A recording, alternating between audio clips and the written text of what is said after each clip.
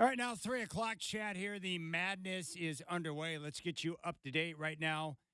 Oregon is on top of South Carolina 72-59 with 5 minutes to play in the second half.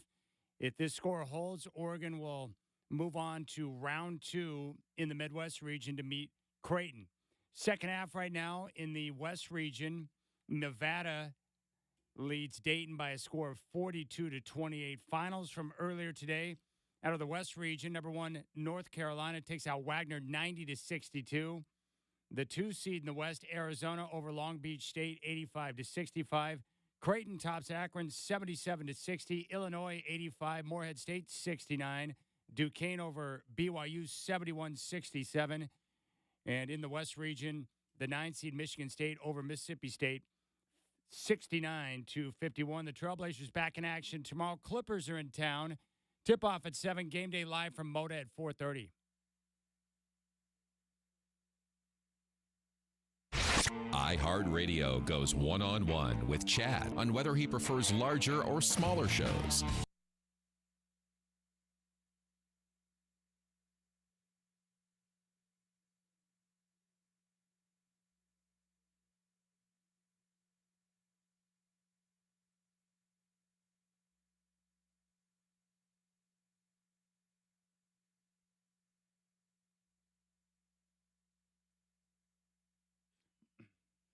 All right, what's going on, my friends? Rip City Drive. Michael Shacker, question for you. That was a different voice guy than what I've ever heard before on our show. Was that specifically done for me, or was he referencing a different Chad? He was talking about the Chad drummer for Red Hot Chili Peppers. That aired in the last commercial break. I'm not as cool as that Chad, dang it. You've been on the radio longer. That's true. He's just touring and making millions of dollars. You've been here for years, talking Blazers. That's true. Yeah, I'd take some of that That's cash. pretty cool. I'll take a few crumbs from the other Chad. Well, here's what we got coming up on the show today. Here in 20 minutes, we're going to focus in on the tournament, which is underway. And I'm looking forward to talking some more basketball because this madness is awesome. Right now, Oregon is on top of South Carolina. 4 minutes to play, second half, Midwest region, 74-62. Ducks are on top. If they win, they'll advance and face the 3 seed Creighton. So right now, Oregon playing very good basketball, looking strong coming off their Pac-12 tournament win. Steve Wiseman of the Believe Podcast Network is going to join me at 3:20. Coming up later in the show at 5 o'clock, we'll talk with Oregon State women's basketball coach Scott Rueck. We'll get his take on the Oregon State women.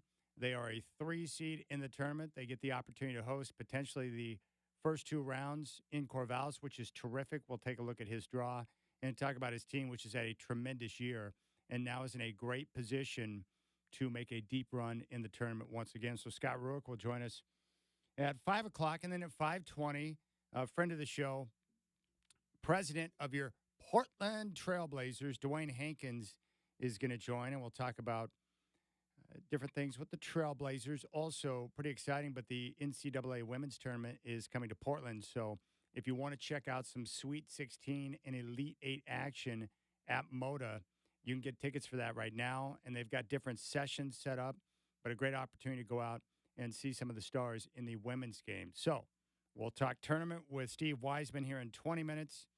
Oregon State head basketball coach for the women, Scott Rueck, at 5. And at 5:20, president of your Portland Trailblazers, Dwayne Hankins. If you want to hit me up, you can do so. The telephone number here on the show is 503-248-0620. 503-248-0620, the telephone number. You'll find me on X at Chad and Rip City. And we have our live stream, which is running right now, on YouTube. So you can go to youtube.com, pull up our homepage, Rip City Radio 620, take part in the chat, and watch the show from the inside. And that's where we're at right now. But the tournament games, if you've been watching them, let me give you a quick update on what's gone down. Michigan State, a lot of people didn't think they belonged in the tournament. Tom Izzo goes out there and his team hammers Mississippi State 69-51, first-round game in the West region. In the East, Duquesne over BYU in an 11-6 matchup, 71-67. The 3 seed in the East, Illinois, rolls over Morehead State, 85-69. In the Midwest, the 3 seed Creighton, 77-60 winners over Akron. They will meet Oregon if the Ducks hold on and get this victory, which it looks like they're going to do. In the West, the 2-seed Arizona hammers Long Beach State 85-65. The number 1 seed in the West region, North Carolina, over Wagner 90-62.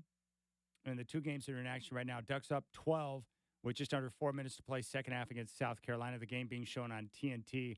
Second half, West region, the 10-7 matchup, Nevada leading Dayton by a score of 43-28.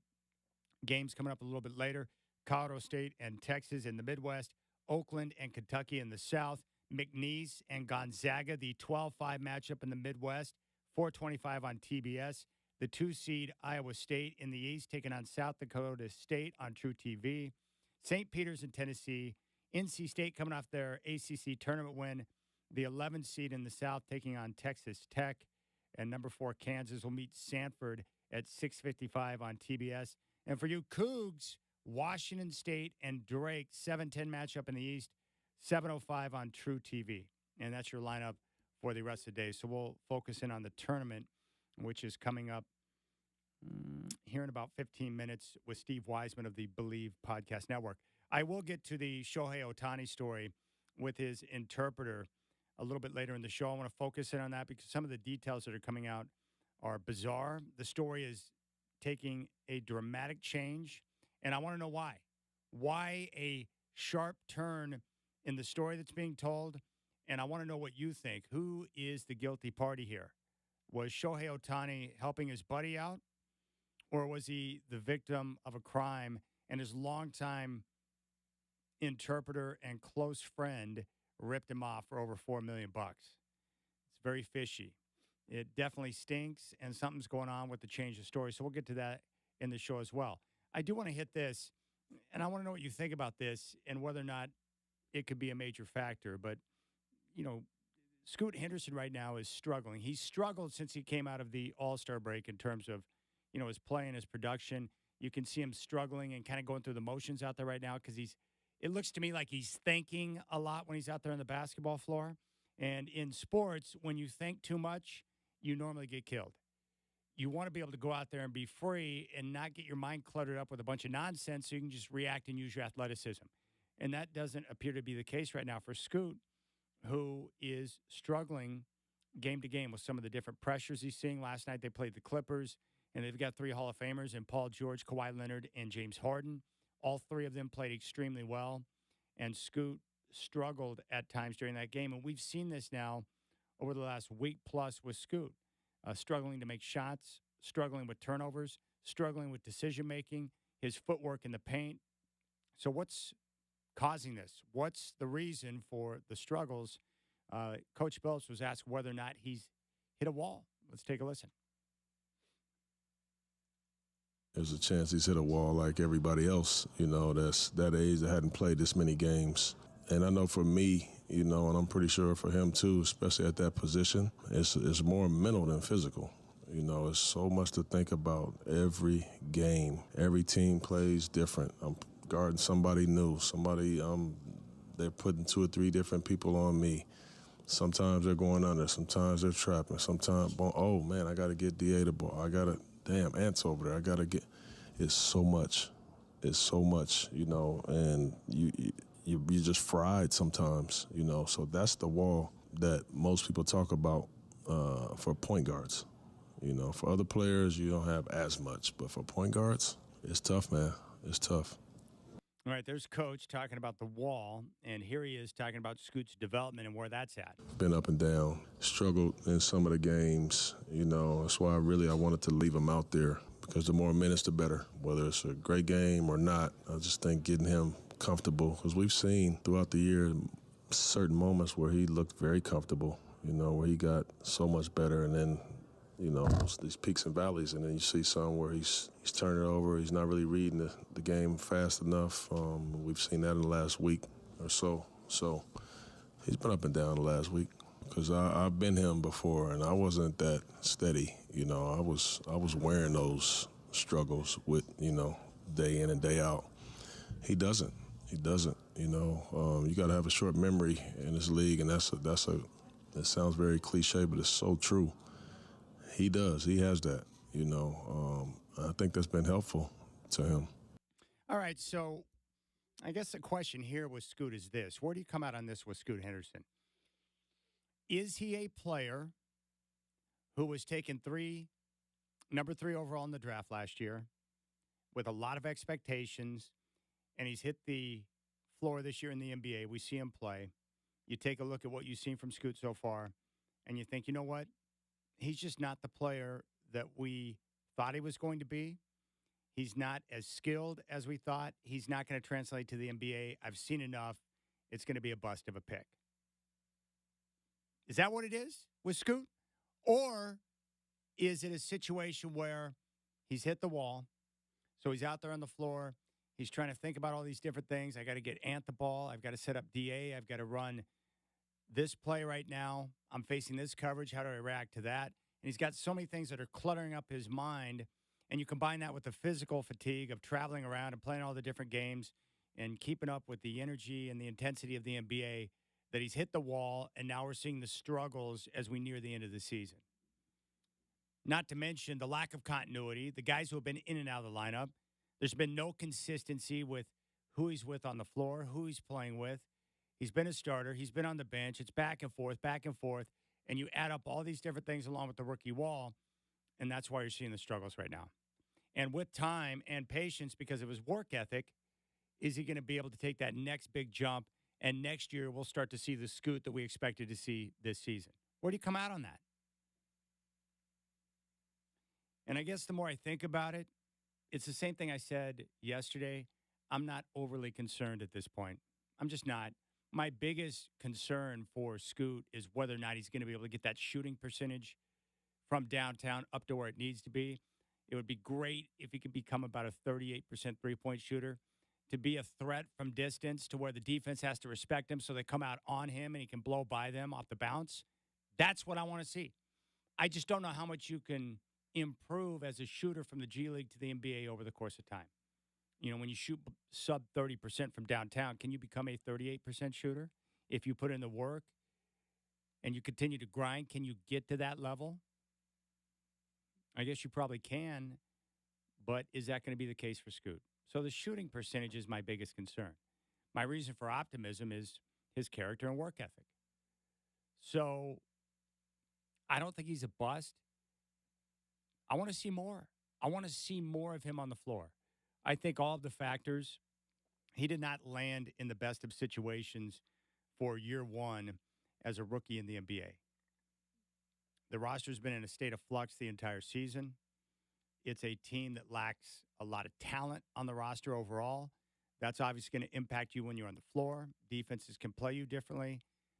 And with that type of situation, it's going to make it tough. And then you factor in the fatigue, the travel, getting used to the league, getting used to facing different players. Plus, he came from the G League, and now he's seeing guys on the floor at the 4 and the 5 who can move differently and are better athletes. It's probably been a bit of a shock to the system. So I think he's going to be okay. He's going to have to continue to put in the work and the consistency with the film and the grind and the workouts and the individual time working on shot. But I think he's going to be fine. So I don't know where you come out on that, but that's kind of what's going through my mind with Scoot. All right, we'll keep things rolling. Let's dive into the tournament. We'll focus in on some of the action, the big surprises so far today. And we'll take a look at some of the matchups coming up tomorrow, day 2 of the tournament. And we'll take a look at the big picture. You know, what teams are going to be in the Final Four. Steve Wiseman of the Believe Podcast Network is going to join me next. We'll talk with Oregon State women's head coach Scott Rueck at 5 o'clock. You got the Rip City Drive with Chad doing.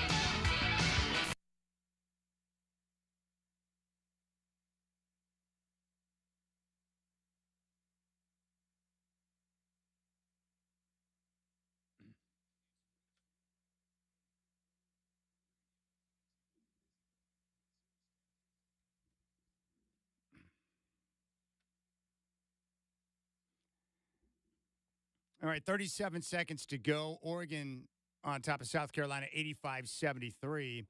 So they're going to advance and face Creighton in round number 2. And it's time to talk tournament. Joining us right now from the Believe Podcast Network is Steve Wiseman. Steve, good afternoon. Thanks for taking time to come on the show. Hey, thanks for having me on. Glad to be with you. All right, so far today for day one action, what has been the most surprising result for you? Well, Duquesne, pulling that upset, that's the double-digit win that, we always expect to see in the first day. So Oregon, obviously, you just mentioned, is about to finish off another, double-digit seed, winning a first-round game. Although that wasn't a surprise to me because I thought South Carolina had a great season, but they were not tournament experienced in any way. They hadn't been in 7 years, I think. So that one jumped out to me. So those are the things that I've been looking at, and I'm looking forward to tonight's games. Yeah, no doubt. I wanted to ask you this because you cover college basketball in the tournament in depth. What metric or numbers do you look at that you think translate to tournament success when it comes to these teams? I look at, on Ken Palm, I like to look at turnover percentage. If a team doesn't turn the ball over very much, if they're in the top, 50 or 100 in the country, that's a good sign. That's a big thing to me. If a team gets a lot of offensive rebounds, that's a good one as well. I like that one. And, of course, defense. You've got to be, if you're going to be a team that's going to go a long way in the tournament, you better be in the top 20 in Ken Palm's, defensive efficiency ratings. I don't think there's been a team win a championship or go to the Final Four that hasn't been, in the top 20 for the season. So that's always one I look at as well. We're talking with Steve Wiseman from the Believe Podcast Network. You cover Duke, a 4 seed in the South. They open with Vermont, a potential Sweet 16 matchup with Houston. I think the Blue Devils are in a good spot to make a deep run. What's your take on this team this year and where they sit right now? Yeah, they're not playing their best ball right now because they've lost their last 2 games. They were upset by NC State, which proved to be an unstoppable wrecking ball in the ACC tournament unexpectedly. So that loss doesn't look as bad now considering, the heater that the Wolfpack were on there to get the automatic bid. But, they didn't play very well in that game at the start. They didn't play very well against UNC, that last home game, last game of the regular season. They fell behind 17-4 and 30-15 before coming back and get within a point, but they ended up losing that game at the Tar Heels. So that's 2 games in a row. They haven't really been at their best to start out, and I know that's something that the guys have talked about.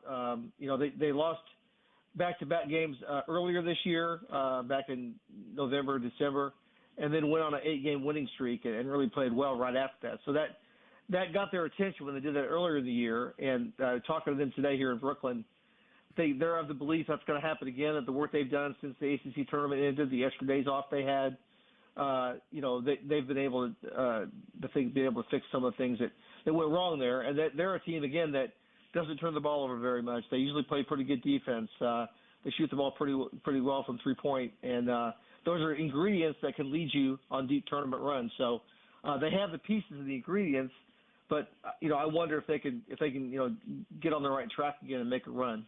One of the guys I like to watch is Jeremy Roach, good shooter, but he's been in a bit of a shooting slump. Do you expect him to snap out of that? I do because he has been a much better shooter this year.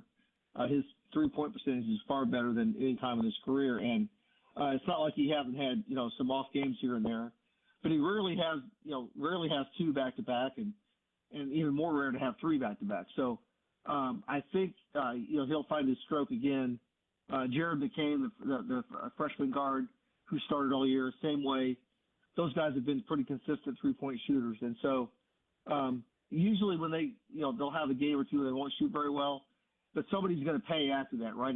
The bill's going to come due. They're going to progress to their mean, and it might be Vermont that catches the brunt of that. You would hope that Duke could beat Vermont, obviously, without those guys having great shooting nights, and they would save that for Wisconsin or maybe Houston. But I do think that those guys are due to go on a streak pretty good here shooting-wise.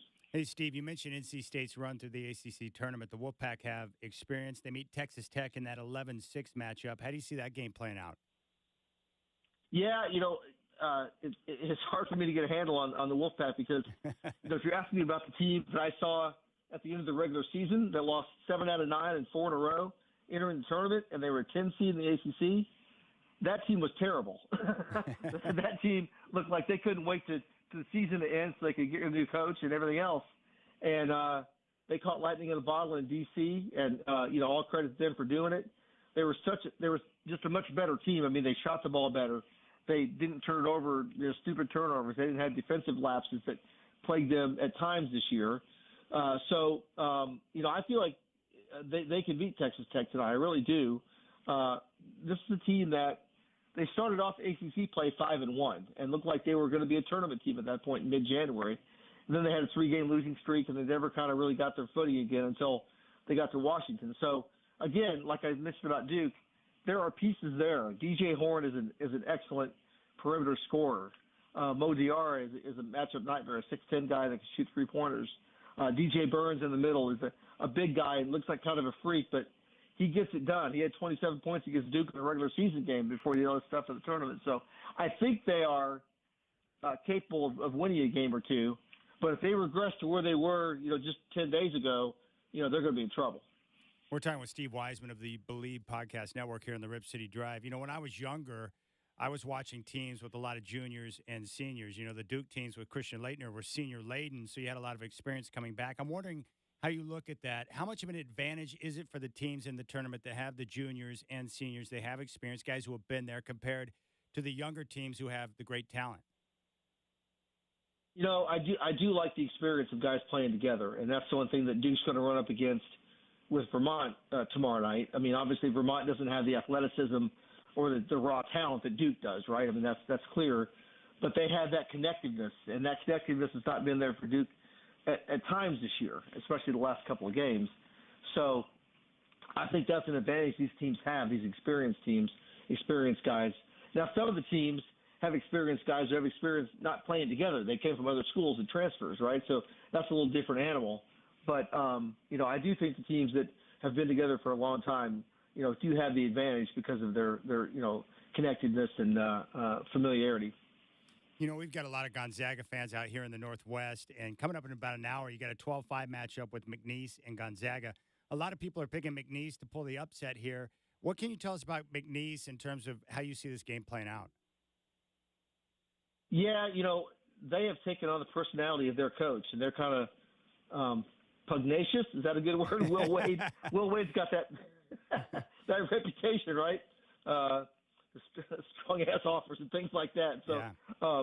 But listen, they've only lost one game since November, and I know their conference, the Southland, isn't the Big 12 or the ACC or anything, but they've won pretty handily in a lot of those games. And this Gonzaga team, face it, isn't a vintage Gonzaga team like we've seen the last 4 or 5 years, where they were entering the tournament, a Final Four contender, a number one seed, things like that. So they're a little more vulnerable than they usually are. But again, Gonzaga has experience that McNeese doesn't, and that may play out here. But that's definitely going to be a game that I'm going to monitor tonight, because I got that kind of on upset alert, as that might be a chance for the lower seeded team to win one on day one. Steve, another 4 seed I look at a lot like Duke that I like in this tournament is Auburn. Bruce Pearl coming off the SEC tournament victory. What do you think about the Tigers draw in the East? Yeah, I think they're playing well at a good time, and of course, when you're talking about the East, that's where UConn is, right? Yes. So eventually, you're going to have to go through UConn, and UConn. I'm here in Brooklyn. UConn's here. They're going to play in the afternoon tomorrow, and then if they win those 2 games, they go to Boston, and that's where Auburn would match up with them. So UConn will have the home atmosphere advantage in that. But again, we talk about teams that take on the personality of their coach. Bruce Pearl's kind of like Will Wade. He's the pugnacious guy, the guy that's doesn't mind ruffling feathers and pumping the steam up that way. So, since Auburn made that Final Four run in 2019, I've always liked the way Bruce Pearl's teams have played. He's not, maybe not the kind of coach I want to have on my team because of the personality he is, but his teams play well, and if anybody's going to knock off UConn, I think Auburn might be the team to do it. You know, Steve, I've got a buddy out here that moved to the Northwest from Tennessee, and he was cussing up a storm the other day about Rick Barnes complaining. Should Tennessee fans be concerned when it comes to Tennessee in the tournament based on Rick Barnes' postseason history? Yeah, it's one of those things where, until he breaks through and really does it, he hasn't done it, right? So, there's concern there until there's not. And he did make the Final Four, I think, one time at Texas. I was there in New Orleans in 2003 when they made it there and got blasted. But, I saw Tennessee last year when they beat Duke in the second round, and they were tough. And I thought maybe they were going to go a little deeper than they did, and they got knocked out in the next round, so by Florida Atlantic. So there is a history there. Despite I know they're playing St. Peter's in a little while here down in Charlotte, and I know what St. Peter's did a couple of years ago. I'm not dismissing that, but I think Tennessee should handle that one. They should be able to get out of Charlotte. If they don't get out of Charlotte, then the Vol fans can start howling again, because it will be time to think about maybe moving on and going with a different coach. Steve, Purdue is an interesting number one seed with Zach Edey. Great size. He can be dominant at times. I guess my question would be this year with Purdue, does he have enough shooting and experience around him? Can enough guys around Zach make shots to help them advance in the tourney? Yeah, Fletcher Lawyer is a big-time shooter, isn't he? And I saw him last year out in Portland, actually, when Duke and Purdue played in the Phil Knight thing. And Purdue really ran Duke off the court that day, and Fletcher Lawyer was a big part of it. And I think he helps. I think Braden Smith, both those guys are hitting 43, 44% of their three-pointers, so they have the balance this year to maybe get it done. And again, Fairleigh Dickinson got it last year, right? So just kind of like Rick Barnes, until they get by them, that concern's going to be there. That it's right there hanging out. They've got to get that done and move on. They're going to start with Grambling, and we'll see if they can take care of them first. But I do like Purdue. It feels like the redemption thing is maybe going to happen. I don't know if they're going to win it all, but remember Virginia, the year after they lost to UMBC, went through the tournament and won the whole thing. So good point. It is possible to come back from such a low point, and clearly Purdue has the squad to do that. All right, Steve, I got two more questions for you. Are there any upsets that you're eyeing in the games tomorrow on Friday? I'm tomorrow. I'm kind of focused on the team covering Duke, right? They have Vermont tomorrow night, so that's kind of the one I'm looking at. I will say James Madison is playing Wisconsin after Duke plays tomorrow night, and I like James Madison's team. They're 31-3. Another team from a smaller conference that has done basically nothing but win. And they opened their season by going into Michigan State and winning in East Lansing. And so they've shown they can win, in a big-time way. And I got a feeling that Duke, maybe if they get back Vermont, maybe playing the James Madison Dukes on Sunday here in Brooklyn. So that's the one I'm looking at as the one after Duke plays when James Madison plays Wisconsin. And that is the 12-5 matchup in the South. Who do you have in the Final Four? Well, I kind of went a little chalky. So I do like Purdue. I do like UConn a lot. And I think Carolina is really playing well. I like all the pieces they have. So those are three. I know those are 3 one seeds. Houston's the one I don't think is going to make it, and I don't have Duke coming out of that region either. Because I don't know if they're going to get all the way either. So I think I'm going to go with – I went with Kentucky, and they're a 3 seed, obviously. And they've had some defensive issues this year, so that kind of goes against my thing about defense. But maybe they can get to the Final Four in their scoring. Maybe they won't win it. But I think if guys like Dillingham can get hot, and Reed Shepherd, they have so many scorers, right? And it just feels like they're ready to go on a stretch here, and that they can shoot their way to the Final Four. So I went with Kentucky. What's funny is you were talking about defense. Like, I enjoy watching Alabama play because they can score big, but I don't trust their defense. So I can't get a feel for them in the tournament other than I expect them to get knocked out pretty soon. Right. because they let anybody stay in the game because they can't get stopped. Yeah. It's kind of the opposite of Virginia. I see Virginia. Unfortunately, I need eyewash. I see a lot of Virginia basketball. You wish you were blind. No one needs that. We don't need that in our life. Right, but they let people stay in games because they don't score. They can't separate from teams, right? That's why teams come back and beat them. So the opposite is true with teams like Kentucky and Alabama, where they can't get stops, and every game's 87 to 85. Well, I tell you what, that game that's coming up in round number 2, it doesn't get bigger in terms of brands. North Carolina, Michigan State, that's not bad on paper. That's great. That's a great matchup in Charlotte. And Tom Izzo, I remember covering Duke's Final Four run 2 years ago, Coach K's last time. Yeah. They played Michigan State in the second round, and they were losing with about 4 minutes to go, and they had to come back and pull that one out. But they almost got knocked out in round 2 by an Izzo team. So if Carolina's going to have to play really well to win that game because Michigan State's really tested. They're strong.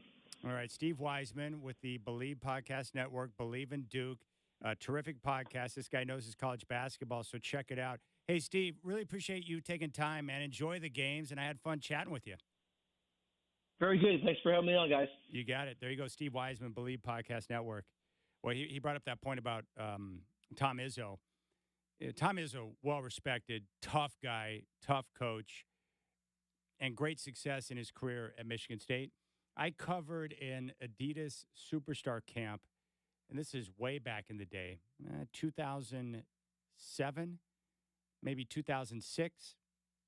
And I went down to Sewanee, Georgia, where the Superstar Camp was. And I went down to cover it for John Phillips, who was covering the tournament, and we were broadcasting the games to carry over the internet for Adidas. And it was pretty awesome because all of these big-time college basketball coaches were there to look at the recruits. And we're talking about big names, Mark Few, Tom Izzo, any big-name coach, and he was there at the tournament I was at. But the crazy thing about Izzo, he's a really short human being. Like, he is not tall. And I noticed that with a lot of the coaches. They're smaller guys. But Tom Izzo, as short as he was, when he walked into the room, he was one of those guys that just, he grabbed your attention and commanded respect because although he was short in stature, he was a guy that walked in and you knew he meant business. But it was really crazy to see Izzo and Coach K, all these big-name coaches who were there at the tournament and checking out the recruits. I think the two guys that won it was co-MVPs. I think it was Michael Beasley and then Eric Gordon, who's still in the league playing for the Phoenix Suns. But there you go. So the Ducks are going to face Creighton in round number 2. And according to what we heard from Steve, Gonzaga could be in some serious trouble tonight with McNeese, and that game will tip off here in about an hour. All right, we'll keep things rolling on the Rip City Drive. Big thanks to Steve Wiseman for joining us. We'll talk with Oregon State women's coach Scott Rueck at 5. And at 5:20, the president of the Portland Trailblazers, Dwayne Hankins, here on the Rip City Drive.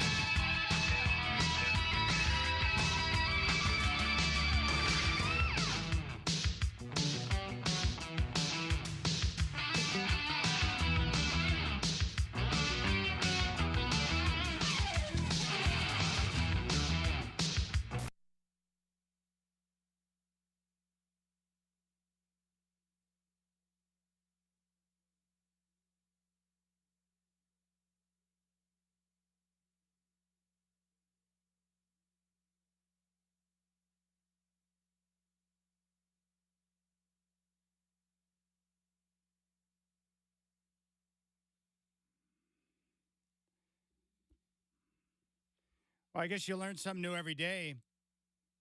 Larry Bird is my favorite basketball player of all time. He's also an NCAA tournament legend, leading the Indiana State Sycamores to the championship game against Magic Johnson and the Michigan State Spartans. He took Indiana State to a title game. That's just ridiculous. Larry Legend. But according to the story I'm reading here, he also played college baseball for one game as a dare. And apparently it was a packed crowd. Indiana State baseball coach Bob Warren kidded Bird about how real men play baseball. Bird responded and said, I could do that. A couple of weeks after losing that NCAA championship game to Irvin Magic Johnson, Bird took the field at first base in the second game of a doubleheader against Kentucky Wesleyan. Bird surprised everyone by going 1 for 2 and knocking in 2 RBIs.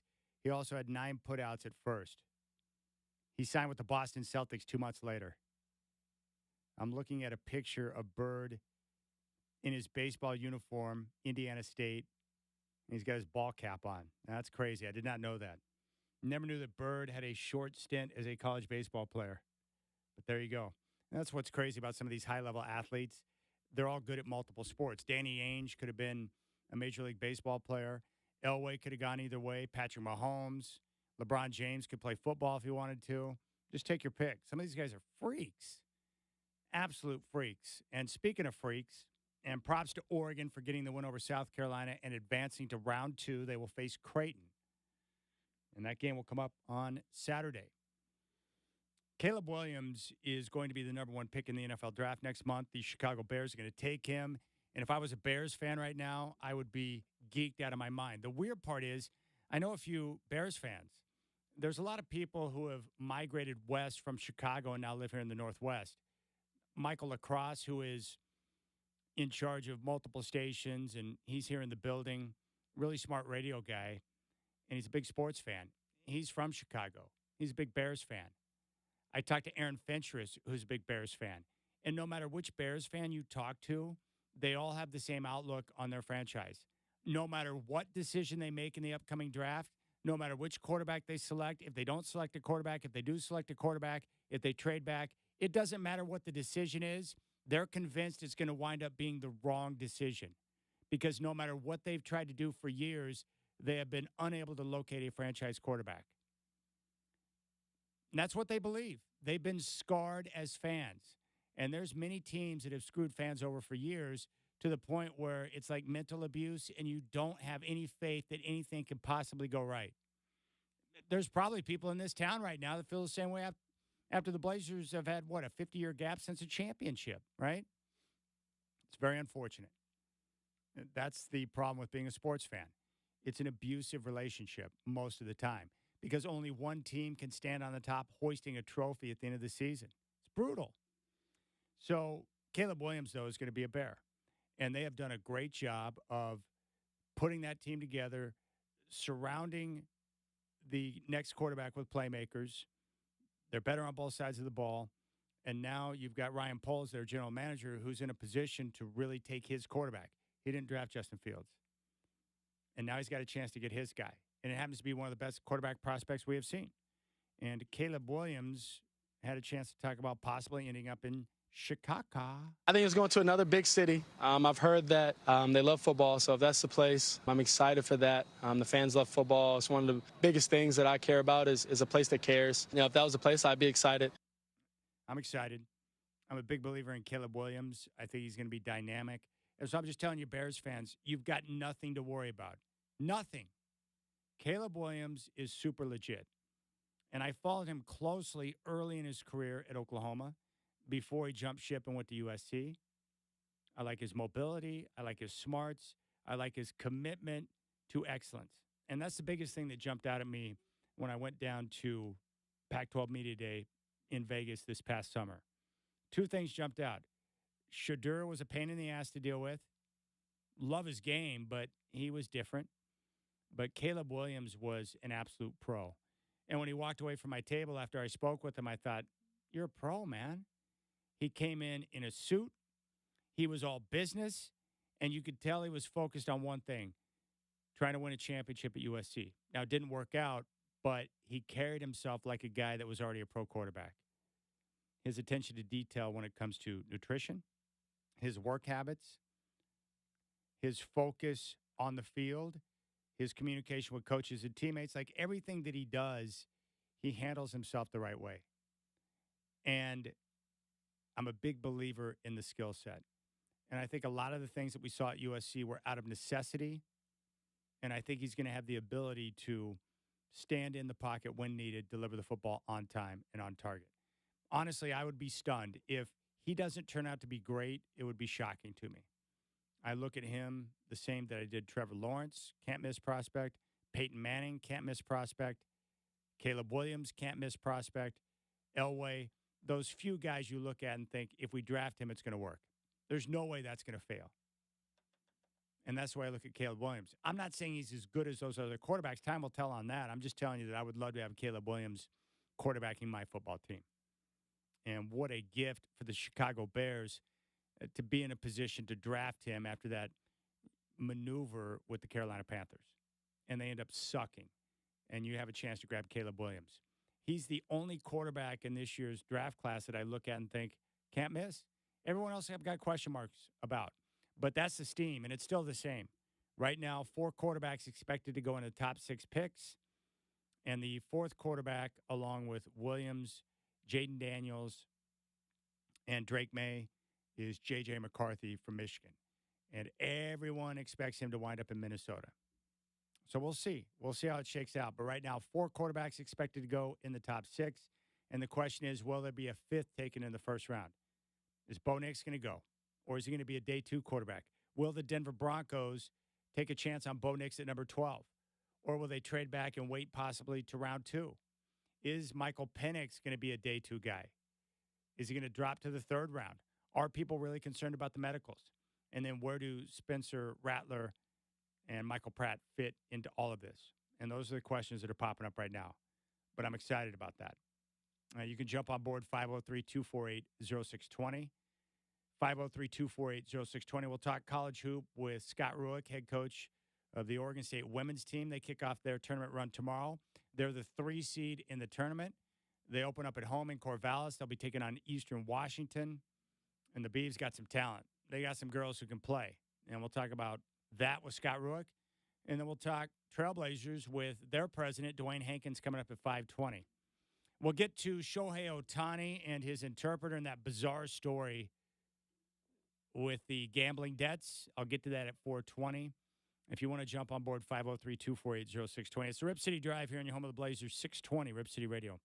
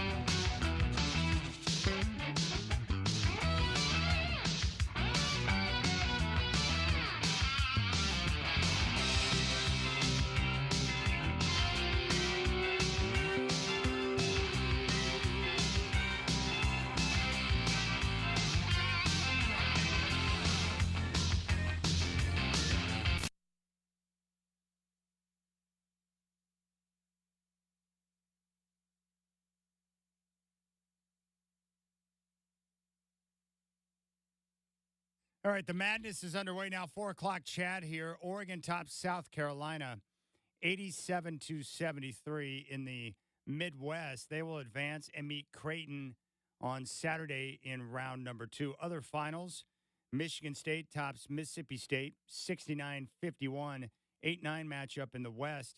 Dayton over Nevada 63-60 in the West region. Duquesne upsets BYU 71-67.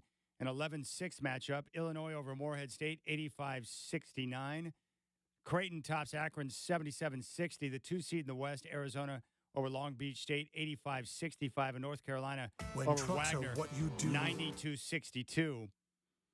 In games that are in action right now, one game in the first half, Colorado State is on top of Texas by a score of 8-2. The Trailblazers back in action tomorrow. The Clippers are in town. Tip-off at 7. Game day live from Moda starting at 4:30 here on 620 Rip City Radio.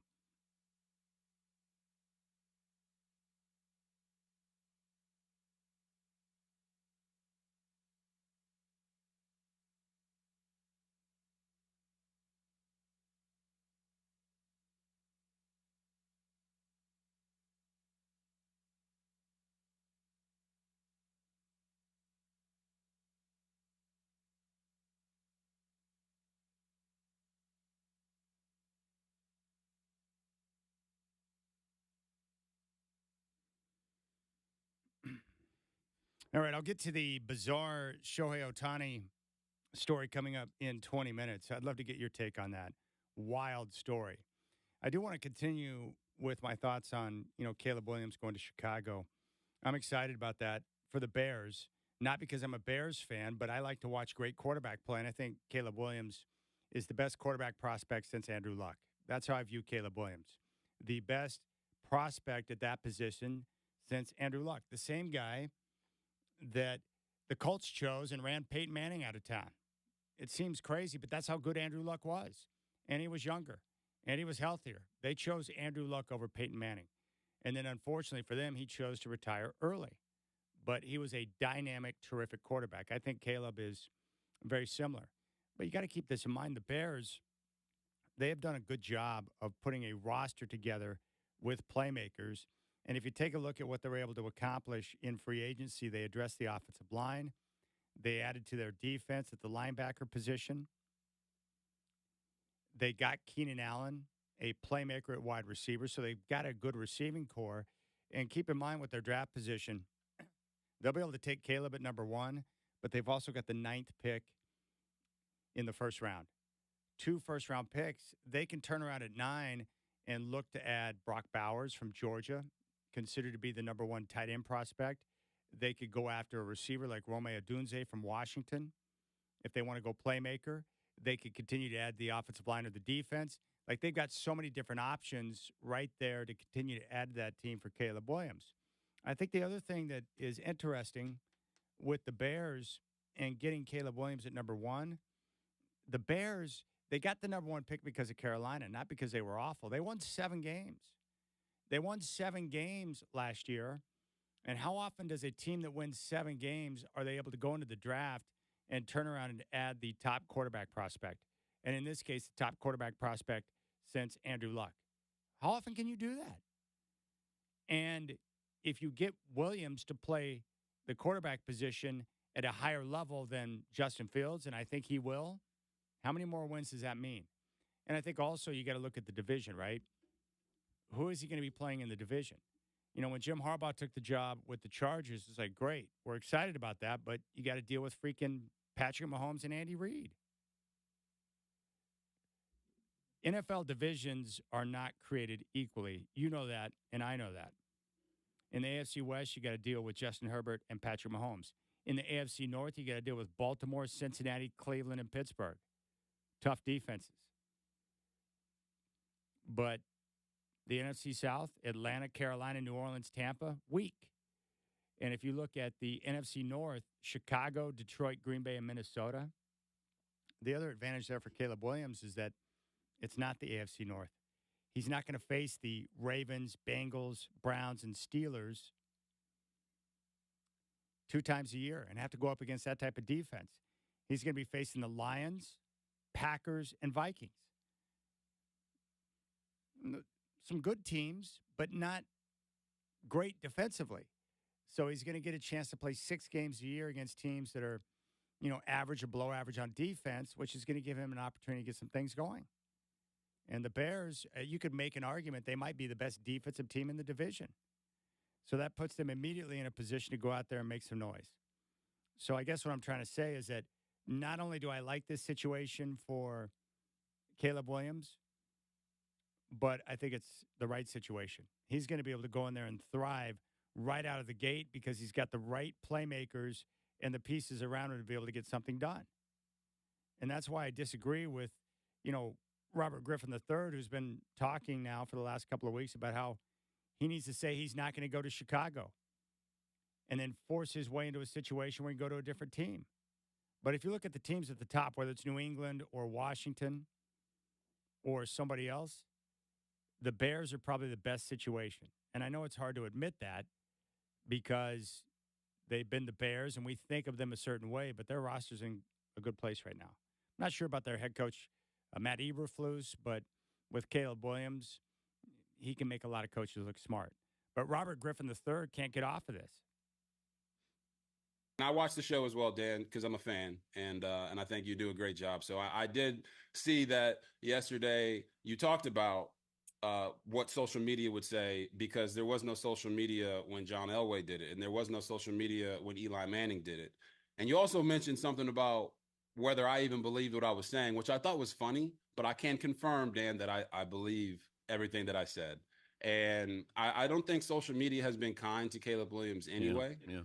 I don't think that if he was to make a decision like this, it would ramp up the hate more than it already has been there. I mean, we've had discussions about whether real men cry. Is Caleb Williams tough enough to be able to survive in the NFL environments? I think for him, I don't think that he'll do this. It would just, in my opinion, if he does not want to be in Chicago for whatever reasons, some that I've outlined, or maybe some other concerns that he has, I think he should exercise that and not worry about what social media says. If a prospect, a high-level quarterback, decides that he doesn't want to play for a particular franchise and demands that they move him or trade him, I don't have an issue with that because there are certain franchises that are absolute garbage. Just garbage. Eli Manning did not want to play for the Chargers, and it turned out that he and his dad were right. They're a mess, and they ended up moving out of San Diego. John Elway didn't want to play for the Colts because he thought they were a joke of a franchise. Well, it turns out they were, and they ended up moving to Indianapolis. They didn't have the right structure or leadership to be able to do the right things, and they were a mess for an extended period of time. So Elway understood that. So when guys do that, I don't have an issue with it because you get one career, one opportunity. So if you want to force your way out, that's fine. But I do think that Chicago has got the right pieces in place for Caleb to be able to step in and have great success. And I don't think Chicago ruined Justin Fields. I think Justin Fields is now in Pittsburgh because he wasn't good enough at the position. I really think that's what it comes down to. If he were a better quarterback, if he were a Caleb Williams type, I think he would have stepped in and had success right away. I think great quarterbacks, no matter what situation they end up in, are going to be fine regardless. Meaning, Peyton Manning, whether it was the Colts or somewhere else, he was going to figure it out and make things happen and become successful. John Elway would have been great anywhere. Andrew Luck would have been great anywhere. Take your top-notch, top-of-the-line quarterback prospects. They're going to have success anywhere. Patrick Mahomes is the same way. Kansas City, Carolina, it doesn't matter. Does it help that you go to a great franchise with a head coach like Andy Reid? Yes. But is Patrick Mahomes great enough to be able to overcome the situation and make things work? Of course he is. The best quarterbacks can thrive anywhere. And they raise the level of play of everyone else around them, which I think is really cool. So I'm high on Caleb. Without question, the best quarterback in the draft, and the one guy I have no questions about. He's going to slide in, and it won't take long until you're like, wow. Justin Herbert, I'd put him in the same category. Justin Herbert's going to have success no matter where he goes because he's a Hall of Fame type talent. Now he's just got to go out and prove it. And he's finally got the right coach who's going to put him in the right position to do it. But Herbert with the Chargers surrounded by mere incompetence. The ownership, his coaching staff, head coach, so dumb and bad at their jobs that it hampered the work of Justin Herbert, who is sensational. He can make all the throws, smart, commands the huddle, a great leader. Teammates gravitate towards him. He can do everything. So when you get those guys, you're going to be just fine. I think Chicago's going to look real good with Caleb Williams at quarterback. And Bears fans finally, for the first time in many decades, have a guy they can look to and say, that's our guy. That's our franchise quarterback. They haven't had that since what, like Sid Luckman? They haven't had a guy in my lifetime. They've had some decent quarterbacks, but not like a true franchise pimp. And that's Caleb Williams. Elsewhere, I wanted to play a couple of clips from you from Coach Prime.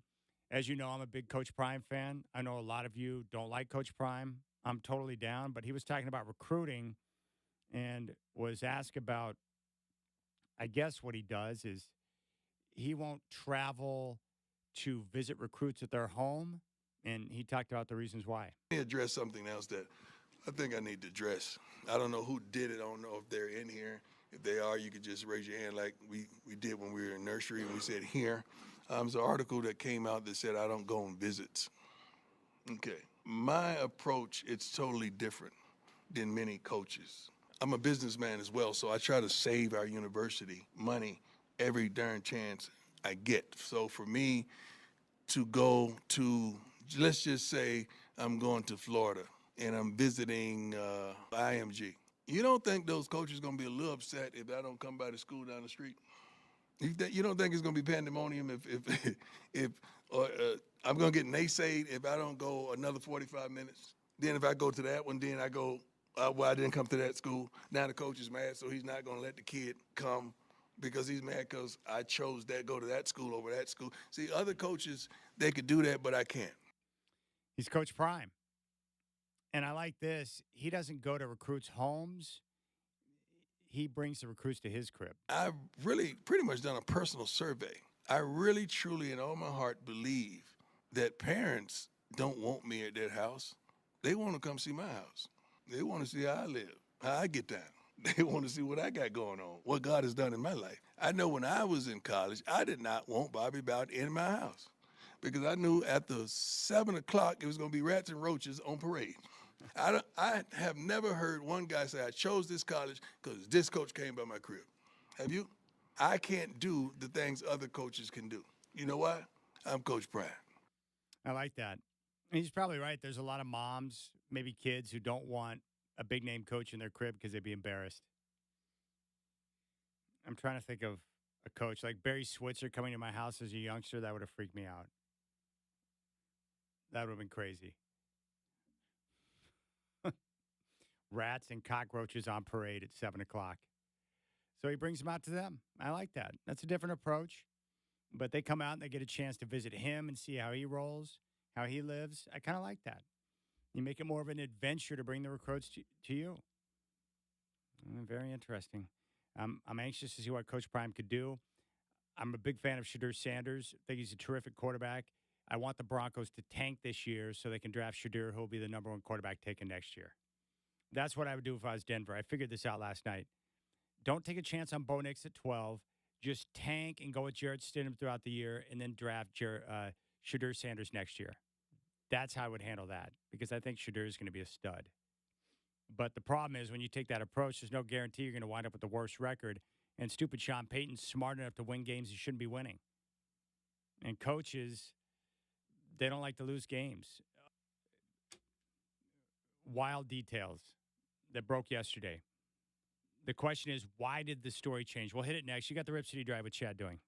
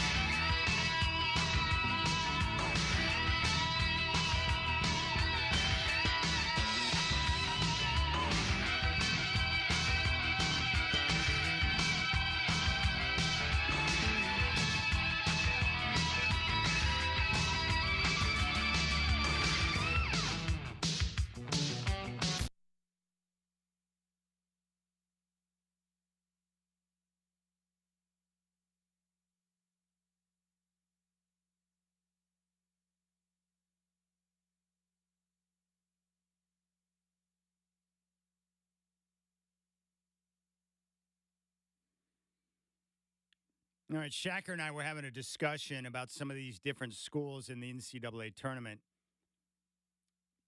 and what state they reside in. He brought up Oakland University.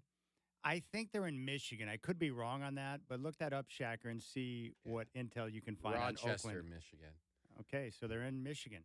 But I've always seen like Oakland listed when I look at up scores or something for college. And for years, I know there's just a split second. I think, oh, Oakland University in Oakland, California. Just for a split second. I'm always thinking that.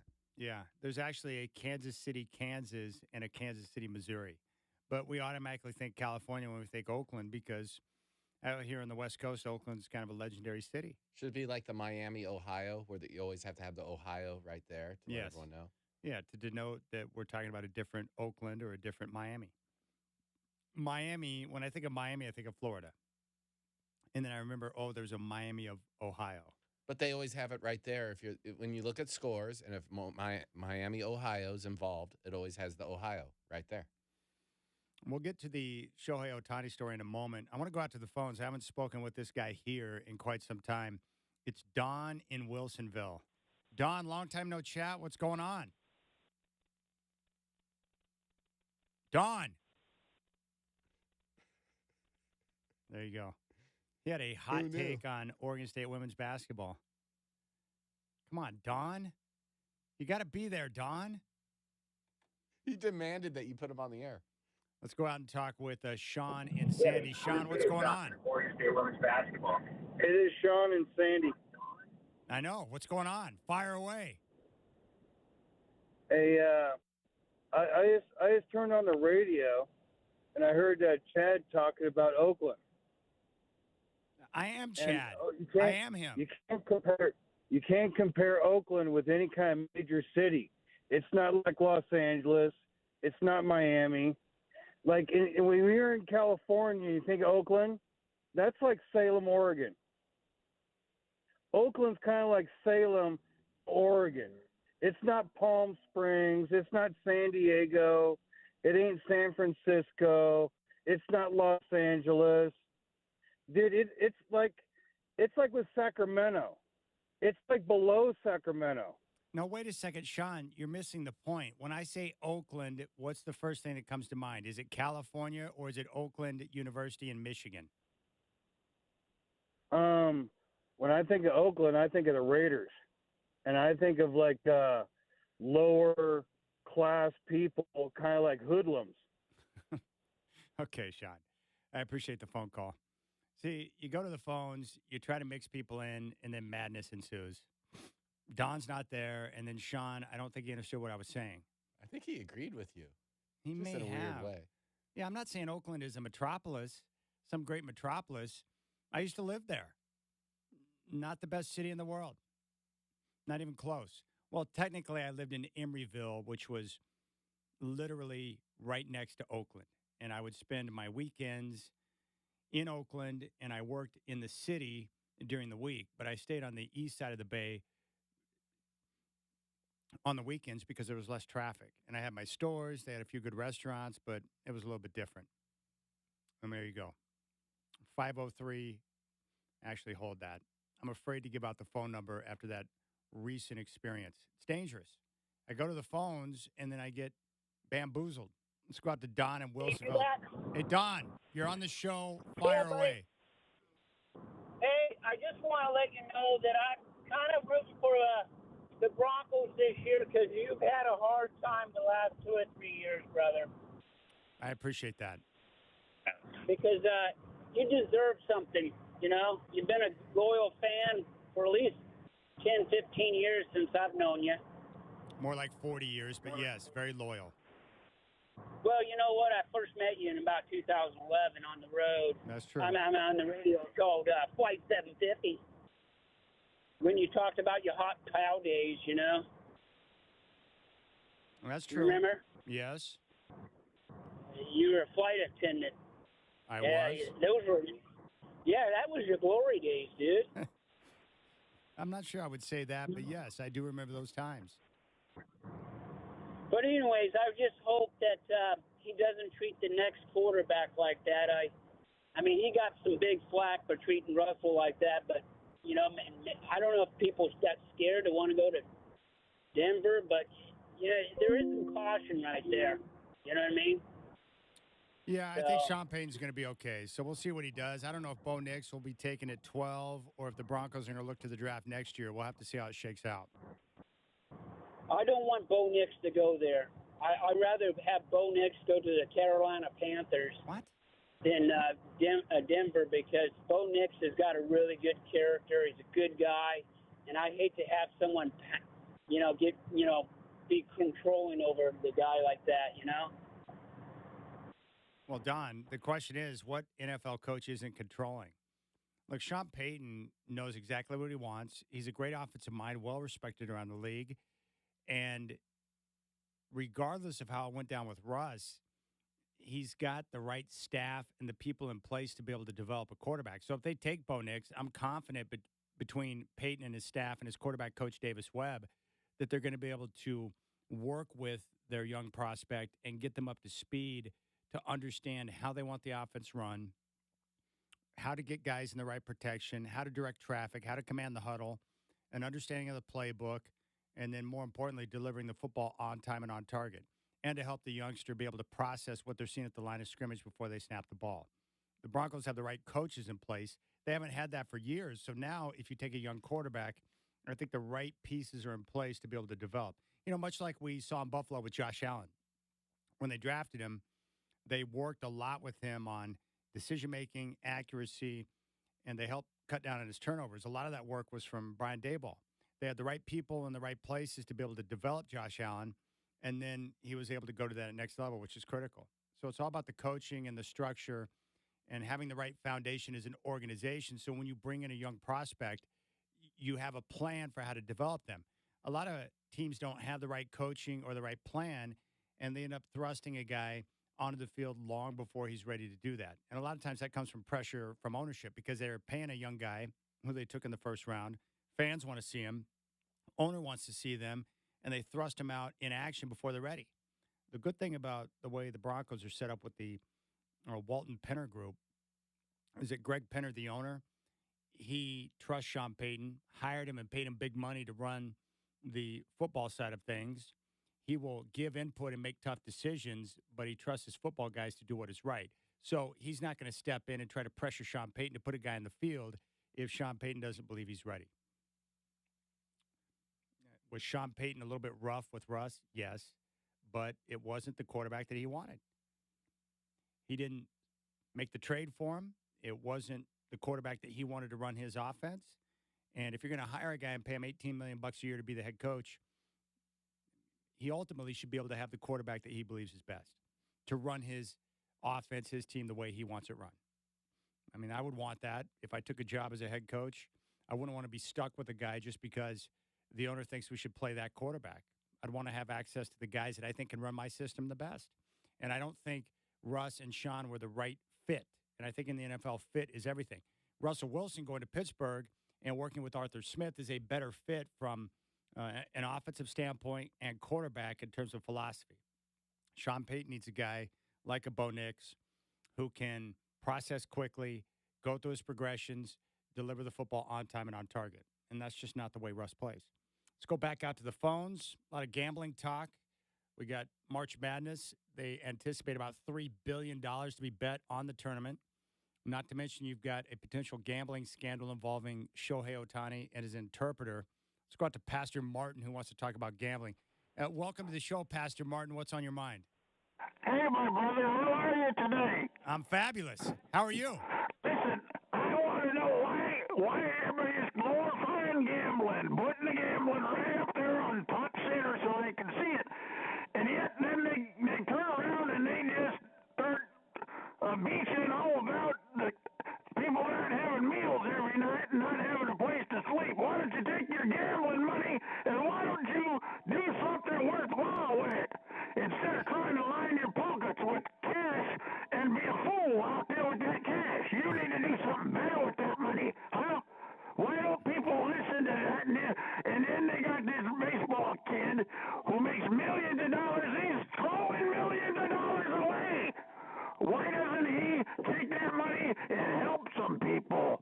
Oh, for God's sake, help some people, and then he just teaches all of these nickel and dime warehouse workers to go blow all their money on bet on some team that some drunk that works with him told them to bet on.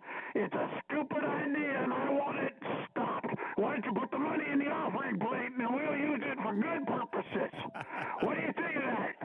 I think that sounds like a plan. I agree with your assessment that there are better uses for money than gambling. But as I mentioned yesterday, the two things that people love in this country, gambling and sex, Pastor Martin.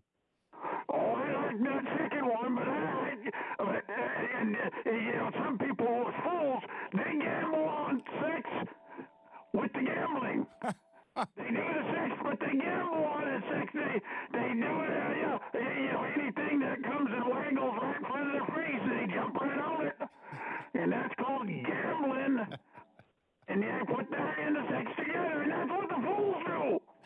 You don't want to be a fool, do you? No, definitely not. Oh, I gotta go. There you go. I got a pressure here. I gotta go. So you be good now. Stop the gambling. Bye. There you go. Pastor Martin, not a big fan of gambling. That's a perfect segue, Pastor. I appreciate that.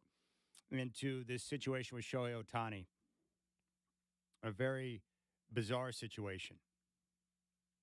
So the two people who are the characters in this are Ippy Mizuhara and Shohei Ohtani, superstar for the Dodgers, arguably the most popular athlete on the planet right now.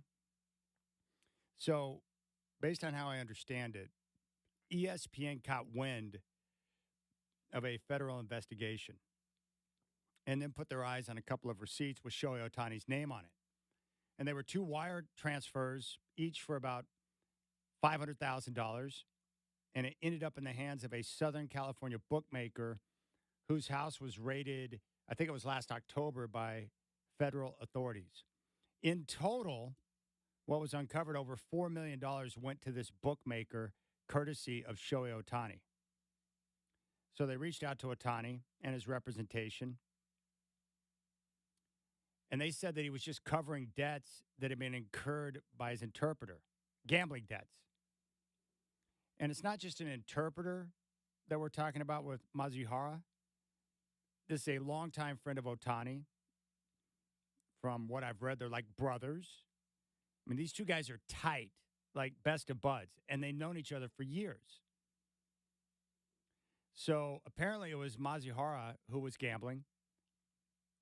He did state that he was not betting on baseball because as a member of the Angels organization and then the Dodgers, he was well aware of the rules that were in place that he couldn't bet on baseball. But he did think that everything else outside of baseball was fair game. So he was betting on NFL, NBA, soccer, other sports. Apparently, he's not a good gambler, and he racked up a bunch of debt and needed help. And honestly, I haven't come across too many gamblers that are, quote, good at it. So he racked up a bunch of debt on these other sports, needed help, and he went to Ohtani, and Ohtani said he would help him. According to the story, Ohtani agreed to bail him out, and apparently Mizuhara and the bookmaker down in SoCal, they met at a poker game in San Diego. I think that's how they first crossed paths. The other question that came up, why did Ohtani wire the money from his own personal computer instead of just giving the money to his interpreter so he could handle the debt himself? And according to the reports, apparently Ohtani didn't trust him not to gamble the money away and waste it again, so he wired the cash personally. I mean, think about that for just a moment. Shohei Ohtani wired money from his own account to this bookie, and then the bookie told him to use the word loan on the wire because when you send a wire transfer, you have to list something under the purpose of the wire transfer. And he said, just list it as a loan. And that way, when you put the wire transfer through, it won't look too suspicious. Like, you probably don't want to put on the wire transfer gambling debts. This money is for my bookie. So they put loan. So after the sit down that Mizuhara had with ESPN, And I think he sat down for about 90 minutes with their investigative reporter. They went back to Ohtani's spokesperson for some comments to what he had said. And that's when the story had changed to Mazihara having stolen the money from Ohtani.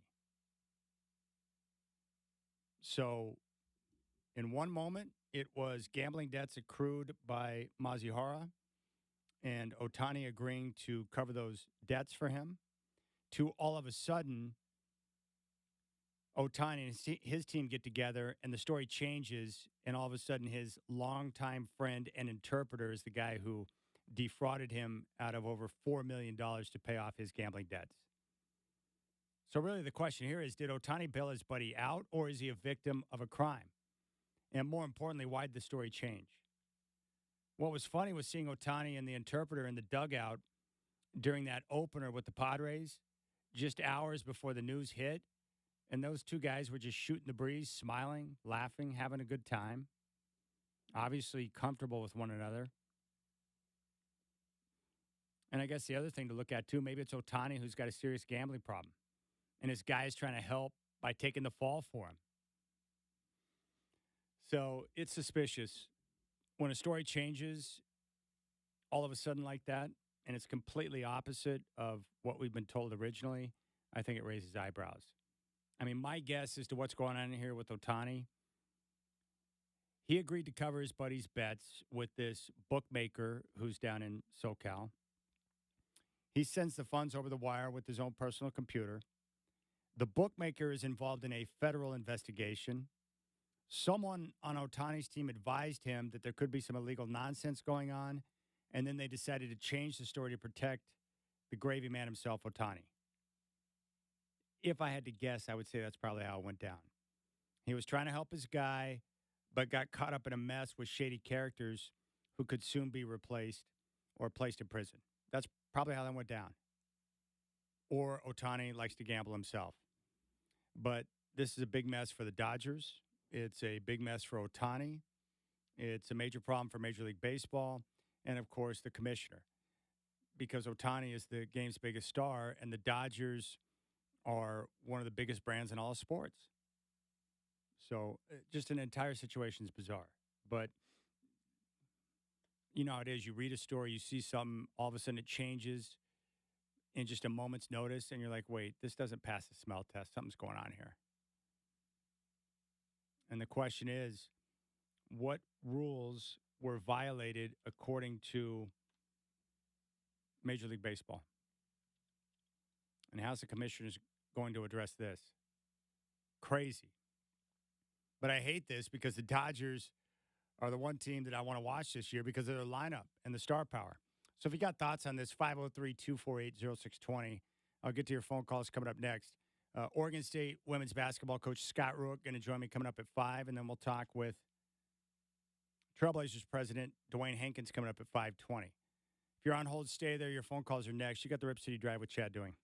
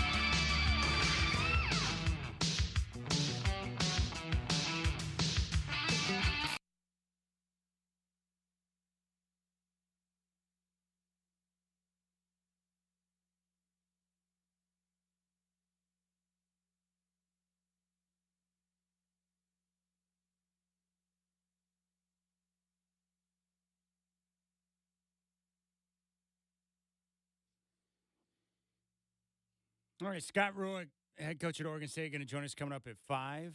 He's talking about that bizarre Shohei Ohtani story. Let's go out to Brandon in Portland. He wants to chime in. Brandon, appreciate the phone call. What's your read on this story that popped with Shohei Ohtani and his interpreter? Hey, Chad. So my read is precisely this. I went ahead and looked up the salary of his interpreter, and it's around $300,000 to $500,000 per year, right? Shohei's in his 7th year, so his interpreter's made roughly $3 million before taxes in 6 years. Here's the thing: any bookie is going to have a stopping point once they start to feel like the number's getting big enough that the person's incapable of paying. They're not just going to keep taking bets because they have no upside, right? If your number is $2 million and you know the guy's made career only a little more than $2 million, you're not going to take another $1 million bet because you're already at a point to where you don't think he can pay it.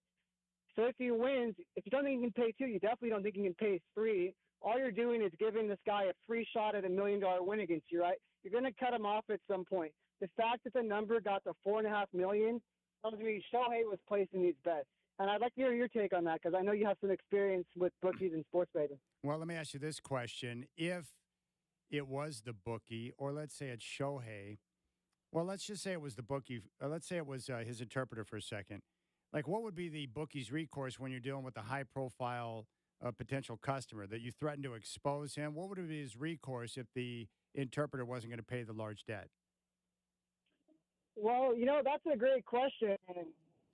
I got to imagine any bookie that's dealing in that high of volume, they're going to have a go-to guy that's going to kind of no questions asked, take care of it for you, and kind of a situation where they don't want to know how, but they want their money type of thing. Publicly shaming the guy isn't going to get you paid, So certainly there's a possibility that his interpreter was telling him, hey, don't worry, no matter what, Shohei's going to back my bets. But again, when you got millions of dollars on the line, I don't think a bookie is just going to take your word for it unless Shohei told him personally, like, hey, don't worry about it, I'll cover these bets. But to me, it's much more likely that these are Ohtani's bets, and that was why it was allowed to get such a big number. So, Brandon, essentially what you're saying is you think it's unlikely with the interpreter being able to run up a $4.5 million tab because the bookie would have known that he wouldn't have been able to cover those type of losses. Obviously, if Shohei is placing big-time bets and is in the whole $4.5 million, he's not worried about Shohei because he knows he's good to cover the money. Exactly right. Wow. That is very interesting. Well, I'll tell you what, Brandon, great phone call. That's quite possible. I hadn't thought about it from that angle. He's dealing with this bookmaker down in Southern California. So if you have a bookmaker, and what Brandon is saying is that, and I looked it up too, the reported salary for the interpreter was somewhere between $300,000 and $500,000. So it's a fairly decent sum. That's a good living. You can live okay at $300,000 to $500,000 a year. There's no doubt. But if you take taxes out, especially as living in California, the numbers don't add up to have $4.5 million in debt. Obviously, Shohei is good for the money because he's worth many millions of dollars. So you're not going to be too concerned if you're a bookmaker and Shohei Ohtani's got a, tab with 4.5 mil because he's good to cover it. So it's quite possible that Shohei is the guy with the gambling problem. I mean, that was my initial thought yesterday before I started thinking about it. I thought it was probably Shohei that was probably the one who was getting down. Someone's got a gambling problem and somebody's lying. So, or it could be that both his interpreter and Shohei like to get down. And then when Shohei, see what screwed all of this up is, and this happens a lot, right? Where the feds will start investigating somebody and they put a wiretap on them and they start looking through their accounts. A lot of times they'll uncover other wrongdoings or they'll find other names that they didn't know they were going to uncover because they're investigating one guy. So they start this investigation into a bookmaker, and all of a sudden Shohei Ohtani's name pops up because of some wire transfers. So you get caught in this wide net that's being cast as they conduct their investigation. And maybe it's a situation where Ohtani was, getting down and placing bets with this dude because he didn't want to do it on DraftKings or one of these other sites. He wanted someone where he gets some big action in. So he starts, placing bets with this dude.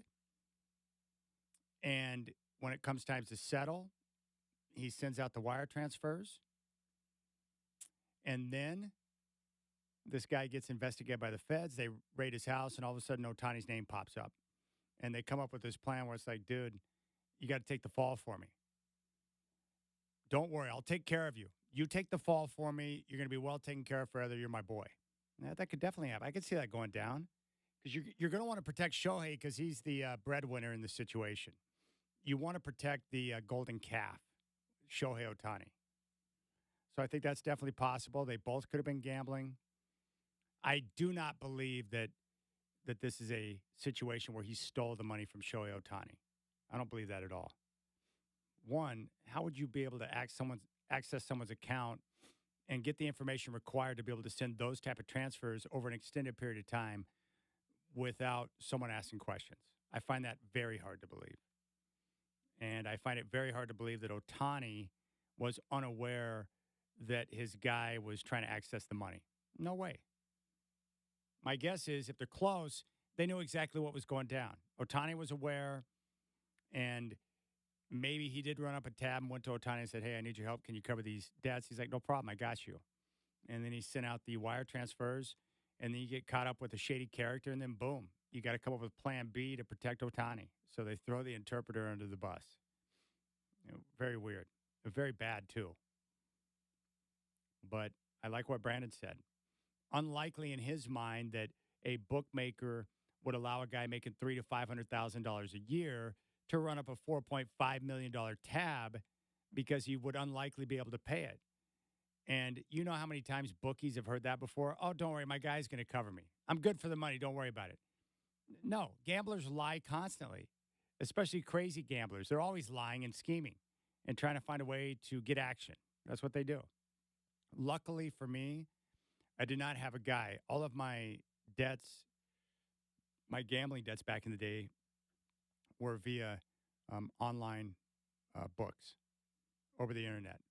And so I was able to use credit cards, and I could send cash and do transfers via Western Union or, Money Depot, those kind of things. So I'd either use a credit card or send cash. But as the debts continued to pile up and I started to dig a deeper hole, I became more desperate. Not a good situation. Very bad situation.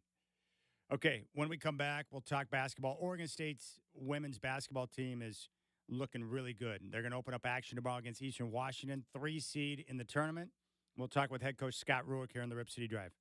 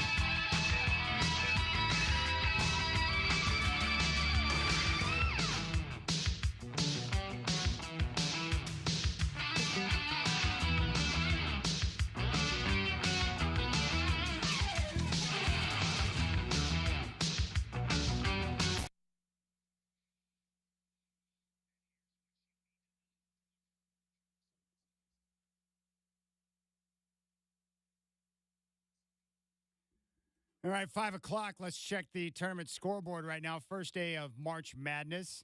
Second half, Texas on top of Colorado State, 27-15 in the Midwest region. In the South, Oakland on top of Kentucky, 25-22 with 5 minutes to go first half. Iowa State an early 22-12 lead on South Dakota State in the East region. And right now, Gonzaga on top of McNeese, 16-12, 13 minutes to play first half.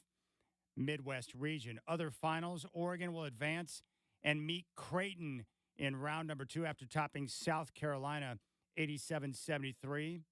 Dana Altman will get a chance to face his former team. Dayton over Nevada 63-60. Michigan State downs Mississippi State 69-51. And Duquesne upsets BYU by a score of 71-67. Trailblazers back in action tomorrow. The Clippers. Round number 2, tip-off at 7. Game day will start at 4:30 here on 620 Rip City Radio.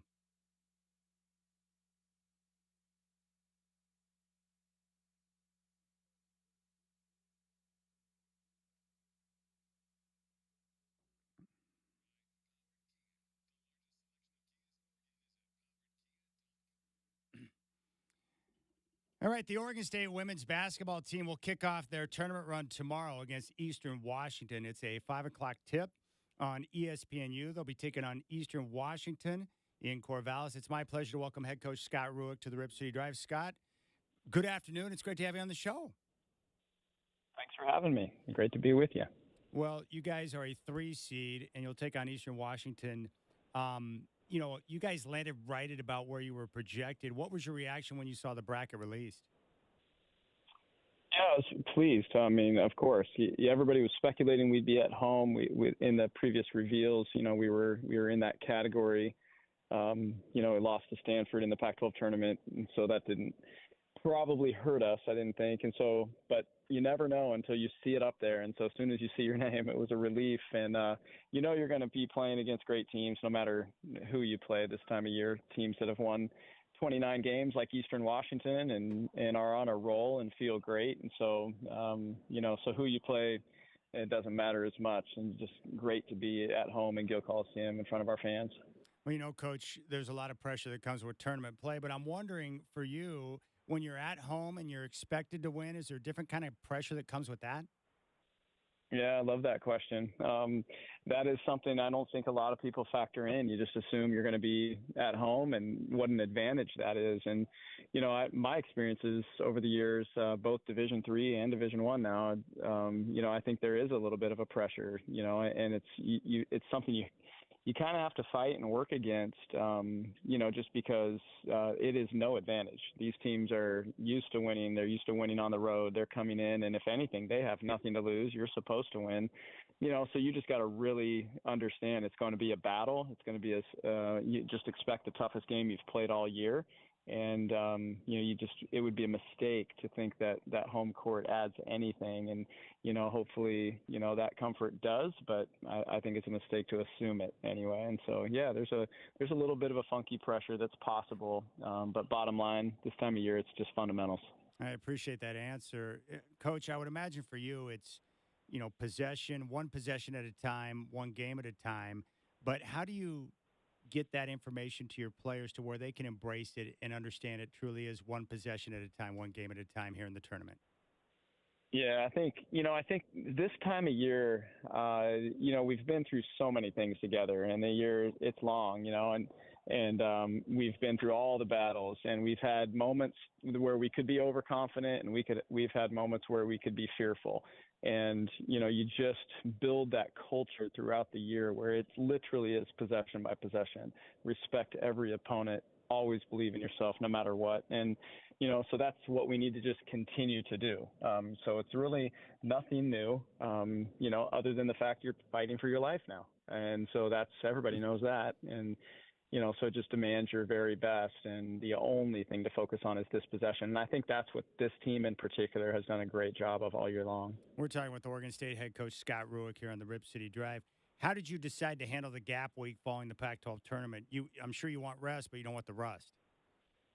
Yeah, it's funky. I mean, we will take the court tomorrow night, and it will be almost exactly 2 weeks, since we've played a game. And And that's true. That's just the way we've always done it. And so that week is funky because you don't want to lose momentum that you've built. At the same time, it is an opportunity to rest. And so we took Monday and Tuesday off. Sunday, Monday, Tuesday after we came home. And, I think that was great. I think everybody deserved it, needed it. And then we came back Wednesday and we had 4 great practices, and we made them very competitive. That's kind of been a theme for this team. We didn't win very much a year ago. It was a tough year from that standpoint. We got better through the year, but we didn't win. And so as soon as last year was over, last spring, we just practiced winning, and everything we did, we just practiced. Everything was competitive, even if it was just a individual shooting game. You're shooting against yourself and you got to hit a number and to get the win or the loss. And so we practiced winning again last week, and I thought it was a very productive week for us. I like that. I like the idea of a competitive environment. How do your players respond to that type of competition in practice? They love it. That's why I'm doing it. I tried it a year ago, and you always kind of just bounce things off. And, does this resonate? Is this, but this is a group that they came here to be a part of this. I mean, they all chose us because of our history, and we win and we get into the tournament, and, we last year obviously was not well accepted. It was frustrating, and so this group stayed together through it and said, we are going to turn this thing around. And what makes them special is not only are they talented, but they are hyper competitive, and that competitive nature makes practices really fun, and it makes them really fun to coach. Speaking of special, Reagan Beers, love watching her play. How is she doing right now ahead of the tournament after missing a couple of games late in the season?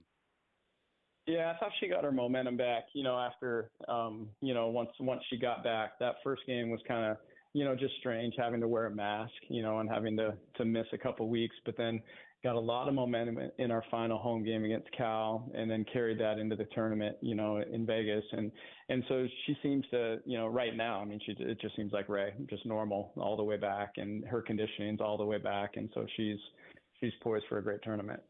Boy, I tell you what, Coach, it must be nice. Your inside-outside game with Beers, and you've got Gardner and Kelsey Reese. That's nice to have. I mean, you've got a good combination of, people that can bang down low, but also, players that can step up and make shots. I like the inside-outside. Yeah, I mean, that's been by design forever for me. I've always been a 4-out coach, and I've been real fortunate to have a lot of great post players, that are really tough covers individually. They're great one-on-one defenders as well. And then, we either lock down the outside defensively, we do. And then on the other end, I like to have 4 3-point shooters on the floor at all times. I mean, that's the most difficult thing to defend, when we're trying to scheme somebody else. And so I want that for us. And so that's what this team has. And it's just been this really neat combo of an inside out, like you mentioned, and a team that's just committed to the defensive end of the floor and, on all over the place. And so this team, at the beginning, before we were picked 10th, right, before the season. And, yes.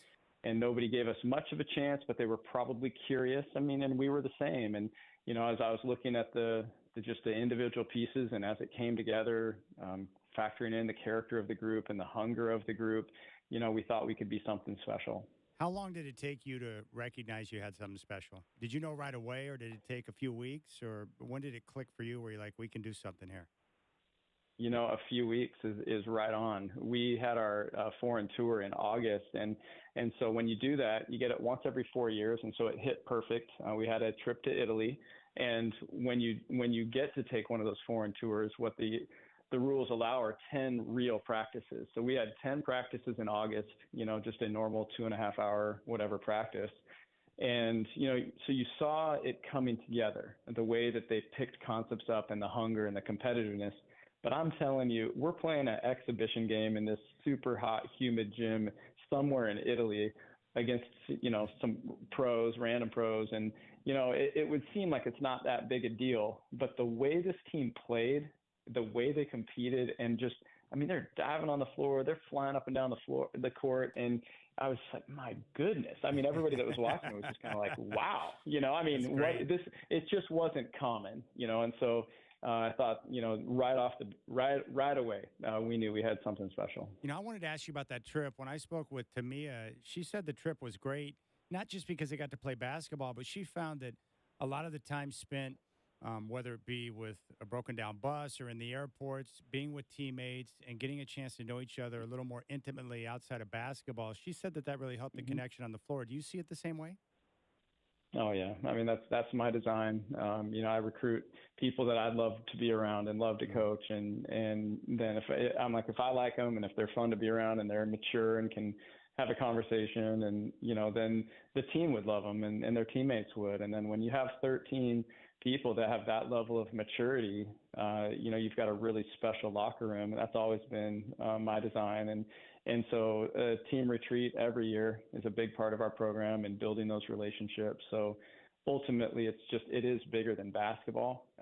I think that's our culture. And so that trip, when we get to do it, and this was our third time taking a team, it just turns into an 11-day retreat. And you're going to get to know each other, and whether you like everybody or not, but it doesn't matter. It's just, you're going to learn to respect and appreciate each other. And that's what happened. Coach, Eastern Washington, they've got some experience. They defend hard. They like to crash the boards as a team. What's your take on this matchup and what you're going to see tomorrow? You're all over it. Yeah, that's a great scout right there. They've got an elite point guard. Jamie started at Arizona State and comes from a basketball family and is now in her, she's either a grad or a grad plus. I don't know if it's her 50 or 60 year, but she's a pro the way she operates. And so, their floor leader is a coach on the floor, and I love watching her play. And then you're right, they get after it defensively. They can hurt you all over the court offensively. I love how unselfish they are. They throw a skip pass like every coach would envy. They see the floor so well. And you mentioned their rebounding, and that, when a team crashes the board that hard, you just can tell how bad they want to win. And it's a team that's won 29 games this year. And, some of them have been close, but they just find a way and they expect to win, and they have different people rise. And so we played them a year ago at our place. I think it ended up being a 7-point game. And, they earned my respect that night. They were tough. And so I really like this team. It's going to take a great effort, and it should be a great game. It's going to tip off at 5. It's on ESPNU. I've got one more question for you. You've been coaching for a long time. And I could be wrong here, but I think in Division III, you don't get any days off in between games. How helpful is it to get a day off between games in this tournament that you're in now? Yeah, it's beautiful. I remember those days. It's got to be brutal. I was talking the other day. Oh man, I was talking the other day about the year that we won the national championship at George Fox, and that's the reason I'm at Oregon State was that win. And our game finished on Friday night in Holland, Michigan, a 3-hour time difference, at Hope College at 8 p.m. their time in the semifinal. We beat College of New Jersey, and we played Washington University, who's like the UConn or Tennessee or South Carolina now of Division III, the next day at 1 p.m. The next day. I was up till 5 a.m. that morning, cramming for that game with, I had one assistant at the time, $8,000 assistant. And that's what Division III is. It's just this crazy grind, and, but it was back to back. And that was honestly, that's as hard as it gets, and so it is so nice to have that day off in the middle. Wow. And so this is much better, but those days I wouldn't trade for anything. That was magic. Well, Coach, I've never met you face-to-face, but I just want to let you know that I respect the job that you're doing. I think your team, your girls represent the state so well, and I'm excited to see what you guys can do in the tournament. You got some talent. I think you guys got a chance to make some noise, so I wish you the very best, and thanks for coming on the show. I enjoyed that conversation. Me as well. And so thanks for having me. We appreciate the opportunity, and we're so supported, and the relationship with our fan base is unbelievable. And so grateful to do what we do, where we do it, and loving this team. And I'm just really pulling for them, just like everybody else is, as we make this run. That's great. All right, Coach, good luck, and we'll watch you tomorrow. Appreciate it. Thanks a lot. All right, there you go. Oregon State head basketball coach of the Lady Beavs, Scott Rueck, here on the Rip City Drive. What a great coach he is. And he's got a team that's filled with talent and character. All right, we'll come back. We're going to be joined by the president of your Portland Trailblazers, Dwayne Hankins, here on the Rip City Drive.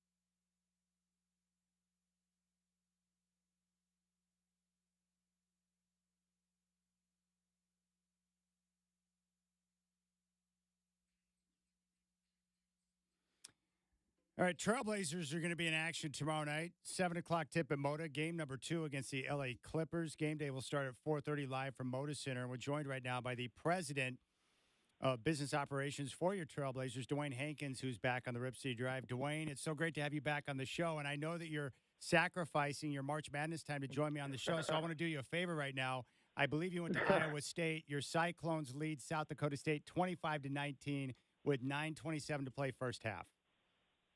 All right, this is fantastic. We can just give updates every few minutes while we're doing this. I think we can get through it. Hey, what was that like for you when you were younger, your process? Because I remember they used to put it in the middle of a Sports Illustrated or you go to the newspaper, but wasn't it a lot of fun to go and get the brackets before all the computers and fill it out with a pencil by hand? Do you remember those days? Oh, yeah. In fact, we still do it that way. So our family went out to dinner on Sunday night and brought all of our brackets and talked about them and filled them out in pencil. So it was it's still a tradition in our house. That's great. How did you enjoy your time at Iowa State? Oh, it was great. You know, I love the campus. You know, Hilton Magic is what they call it at the arena. The team didn't lose there this year. It's just such a fun home court advantage. And I think one of the reasons I fell in love with working in this industry to begin with. That's awesome. We're talking with Dwayne Hankins, president of your Portland Trailblazers here on the Rip City Drive. You know, Dwayne, we're seeing a meteoric rise of the popularity in women's basketball. How nice is it to have the Sweet 16 and Elite 8 come to Moda Center this year? It's fantastic. I mean, we're really, really excited to host these games. I think it's going to be a lot of fun. I really appreciate the partnership I think that we have with Oregon State University and Sport Oregon to help bring this here. And also Sport Oregon to help bring the Final Four in 2030. I think it's going to be the even bigger event. But it's exciting. I mean, Portland needs, I think, something this big to put itself on the map. I mean, when you come to Portland and you get to see these games, and we're going to have 8 schools from outside of the state come here and get to experience it and bring all their fans and bring a bunch of tourism and just being able to see the front door, I think that is Portland, which is the Rose Quarter down here along with the convention center. It's a real opportunity for people to see, you know, the beauty of our spring, and hopefully the weather cooperates. But, you know, we're excited. We're really excited. You know, Dwayne, we've seen Portland host big events before. We've seen it with the draft on a couple of occasions. How much does it help you when you pull off a big event like this, especially with the Final Four that's coming in 2030, when it comes to potentially hosting other events in the future, whether it be an NBA All-Star game or something else?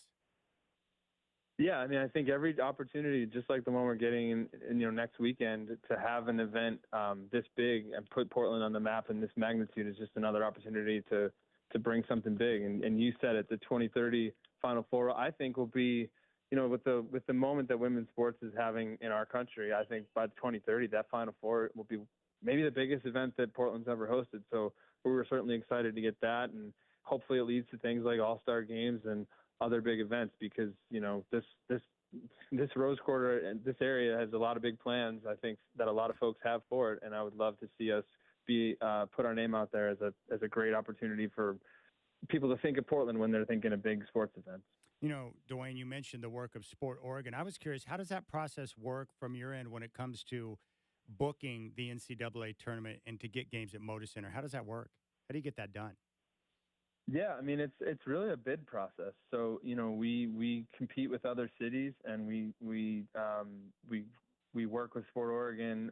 Jim Etzel is the leader over there and has done a tremendous job on, you know, helping make the case as to why Portland is the place to have their event, right? And so it's making sure we bring out all of the big guns that we can and talk about the history of our city and the history of hosting big events and what we have planned for the future. And you know, we've been able to have a really great relationship with the NCAA over the years to host, especially women's sports, but also have at times gotten our chance at men's sports as well, and hosting things like the first round in 2022. And then certainly let's not forget the Phil Knight tournament that we've had a couple of different occasions. That's been a huge success in terms of bringing some of the biggest college basketball teams in the country here. You know, it's perfect timing, too, because, you know, South Carolina is a great team.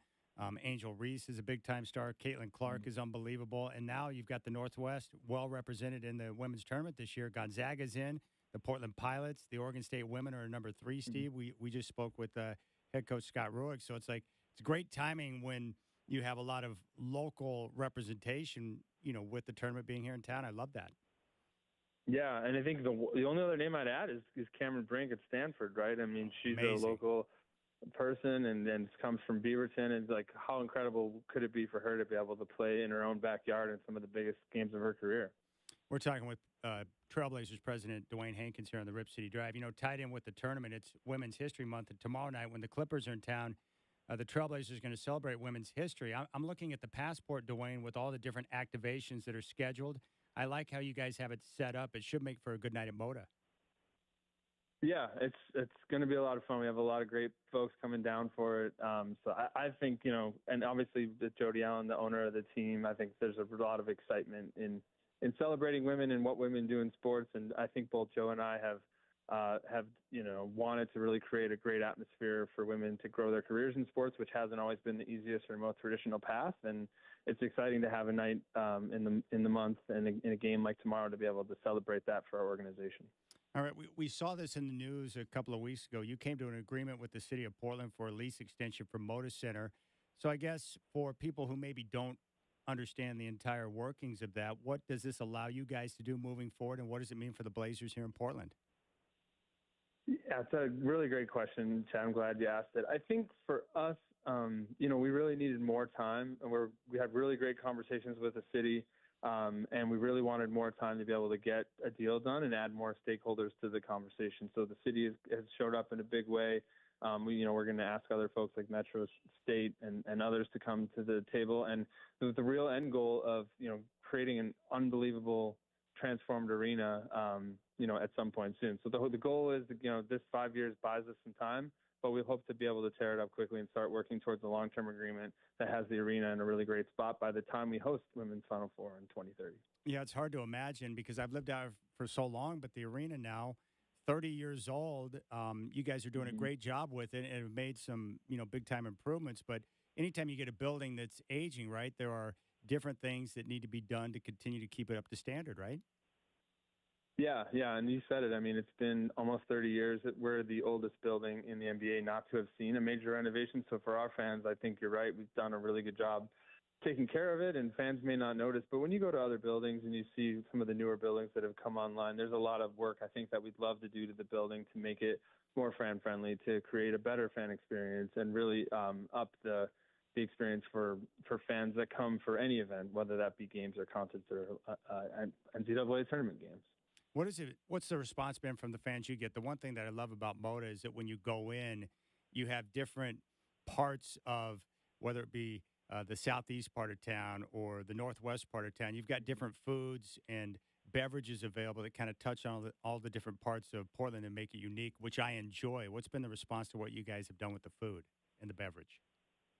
Yeah, I mean, that's something I think we've been doing for, for almost a decade. And it really came back from feedback that we received sort of early on when I was still in the head of marketing role. But fans really felt like our building, you know, Portland was such a unique place, and it was that Keep Portland Weird mantra. But when you went into the Moda Center, it felt like every other building. So that was feedback that we used to say, well, what can we do to make the inside of Moda Center feel more like Portland? And working with a lot of local food vendors and creating the vibes that we've done in the arena, and then, not just food, but making sure the beer selections are right for what is a very picky beer crowd here in Portland has been really exciting and fun, and has definitely helped add to the experience. You guys have always had a Fan Appreciation Day, but this year it's going to be Fan Appreciation Week with multiple home games in the final week, special merchandise. There's going to be specials for fans. I'm just curious what inspired that plan in terms of what you guys are going to do this year. Yeah, I mean, I think we need to we always need to take more time to recognize Blazers fans. They've been an incredible support system for us for more than 50 years. Years like this where the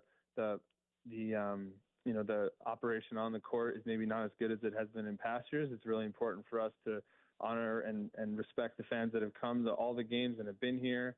And, we just wanted to make it about that week and really thank the fans for their incredible support in a year like this. I would like to interrupt this interview with a score update. Iowa State leads South Dakota State 40-33 at halftime. So it's looking good right now for you. It is looking good, but it's a little close for a 2:15 game, so I'm a little nervous. All right. We're talking with Dwayne Hankins, president for your Portland Trailblazers. You know, I know a lot of fans care about this. I'm curious, with television broadcasts, are you paying attention to things like we're seeing in Phoenix with the over-the-air model? Mm-hmm. Yeah, no, you definitely are. I mean, it's been fun to watch what teams like Phoenix and Utah and even teams like the Vegas Golden Knights have done to kind of go back in time and put their games over the air. Like we're monitoring that. We're looking at that closely, especially in a year like us where, our games have gotten even harder to watch. So, we started this season, Chad, as being on Root and then on Comcast got moved to the premium tier. And we're just seeing a real change in terms of the way the regional sports network landscape is working. And in a year like this, where we really want our fans to be able to experience our new team and new players, like it's been pretty challenging to not have our games as available as they had been in the past. So we're definitely monitoring it closely. Well, from my understanding, just so everyone understands this, when Comcast made the decision to move Root Sports to a different tier, you guys had nothing to do with that, right? That was out of your control. They made the change, and you guys got, from my understanding, got blindsided by that. Yeah, I mean, I think that's correct. I mean, a lot of times we're the content on the station, and the decisions are made between those distributing the station and the station. We're not part of. That's true, but that doesn't mean it hasn't obviously affected our fan base and obviously affected the ratings that have been down. And so it's definitely something that we monitor closely and are looking for solutions, because the two things that keep me up at night are being fans being able to watch our games and capturing attention spans when they're getting ever shorter, but then also the participation in youth sports. And so I want fans, young and old and everywhere in between, to be able to watch Blazers games. So it's something that we're really focused on. Well, one thing that's tied into that would be a streaming option. When are you guys expecting Root to have a streaming option available where people can have access to your games digitally? Yeah, I mean, right now, the way that operates, right, is there's authenticated streaming, which is not exactly the same thing. And there's other options like DirecTV Stream and things like Fubo, which are, we call them vMVPDs, which are sort of light bundles. But it's not streaming in the way a lot of fans experience streaming with like Netflix and other projects. So I think we're not there yet. We continue to ask Root and we continue to look at the landscape of how other teams are doing things, but our end goal, at the end of the day, is being able to make our fans watch our games as easily as they can. Well, I think that makes a lot of sense. It's Dwayne Hankins here on the Rip City Drive, president of your Portland Trailblazers. Well, Dwayne, I appreciate the time, and I always like it when you come on the show and we get a chance to talk. And I know that how the end of the season works. It's a mad dash to the end because there's so many games and a lot of different things going on. But I like some of the things you guys got coming up with the Women's History Celebration. And then Fan Appreciation Week, which is, I think is going to be great. And we're excited about the women's tournament. That's going to be awesome because Sweet 16 and Elite 8. So you're going to be able to see two teams enter the Final Four with those games. That's great. Yeah, that's exciting. I mean, to have, again, with the moment that women's sports is having and being able to see some of the highest quality teams on their way to the Final Four, these are going to be big games and it's going to be a lot of fun. Well, I would imagine going to Iowa State, like you've got to watch and check out Caitlin Clark, right? With her range, it's unbelievable. Yeah, definitely. I mean, she's at Iowa, so it's the enemy school, but I can support her because she's doing a phenomenal job and really changing the face of women's basketball. So we love it. Well, Dwayne, as always, I appreciate your time. The best to you the rest of the year, and I look forward to catching up with you in the future. Likewise. Thanks so much. There you go. Dwayne Hankins, president of your Portland Trailblazers here on the Rip City Drive. And the women's tournament, that is going to be terrific, which is coming up at Motor Center next week. And you can go to rosequarter.com to get your tickets. And we're talking about Sweet 16 and Elite 8 action, which is the best of the best. And you're going to be able to see two teams move on to the Final Four, which is terrific. All right. Not bad back-to-back. Scott Ruick right into Dwayne Hankins. Two sharp guys. I'm hoping myself that the Trailblazers eventually move to the over-the-air model like we're seeing with the Suns. Because for me, I want all my fans to have access with ease to get to all the games, period. Access. Easy access to as many games as possible to watch. Let's check the tournament scoreboard here. What's going on in this action? Shacker's watching all the games. Right now, Texas on top of Colorado State, 43-36 with about 4:46 to play. Halftime, Oakland, Michigan. Oakland University located in the state of Michigan on top of Kentucky, 38-35. Iowa State, 40-33 leaders over South Dakota State at halftime. Gonzaga is laying a whooping on McNeese right now, 46-23 first half, just about to come to a close. That game's on TBS. And then the finals from earlier today. Carolina over Wagner, 90-62. Arizona over Long Beach State, 85-65. Creighton downs Akron, 77-60. Iowa over Morehead State, 85-69. Duquesne, 71-67. Upset winners over BYU. Oregon will advance and meet Creighton. They top South Carolina 87-73. That game will come up on Saturday. Dayton, 63-60 winners over Nevada. And Michigan State, 69-51 winners over Mississippi State. Very nice work by Michigan State. I had to close down a couple of my streams because it was slowing down the YouTube video feed. How many games have you been watching at once throughout the show today? 9:15. I've been watching all of them. But having two videos, I had two monitors, had two games going, and then I looked at the YouTube video stream, and it was just really choppy. I think I was overdoing it on this computer. Now, are there any teams that you care about that you're going to pull for, or you just like watching the action? Well, I'm watching this Kentucky game. I don't want to see them get upset again like they did 2 years ago in the first round. So I'm kind of like at the edge of my seat. They just got back to the second half. I don't fill out a bracket. I just enjoy it. I just enjoy the tournament. Got to root for Pac-12 teams because it's the last time, well, in this form, that there will be Pac-12 teams in the tournament. That would be awesome if that conference can come out with on top. You know, you and I were talking about John Miller, great voice of the Giants yesterday. I missed the ESPN broadcast with John Miller and Joe Morgan. I thought that was elite. That was a good crew. And they would do the radio feed during the World Series, and I used to listen to that because I didn't want to listen to the Fox TV people. So That's what I did. I thought John Miller and Joe Morgan on the radio for World Series was terrific. Really terrific. All right. We'll come back and put a nice little bow on this show. Big thanks to Dwayne Hankins, Scott Ruick. And the tournament will continue, the madness tomorrow. The first 2 days are awesome. All right, Rip City Drive. Michael Shacker's with me, Chad Doing here on 620 Rip City Radio.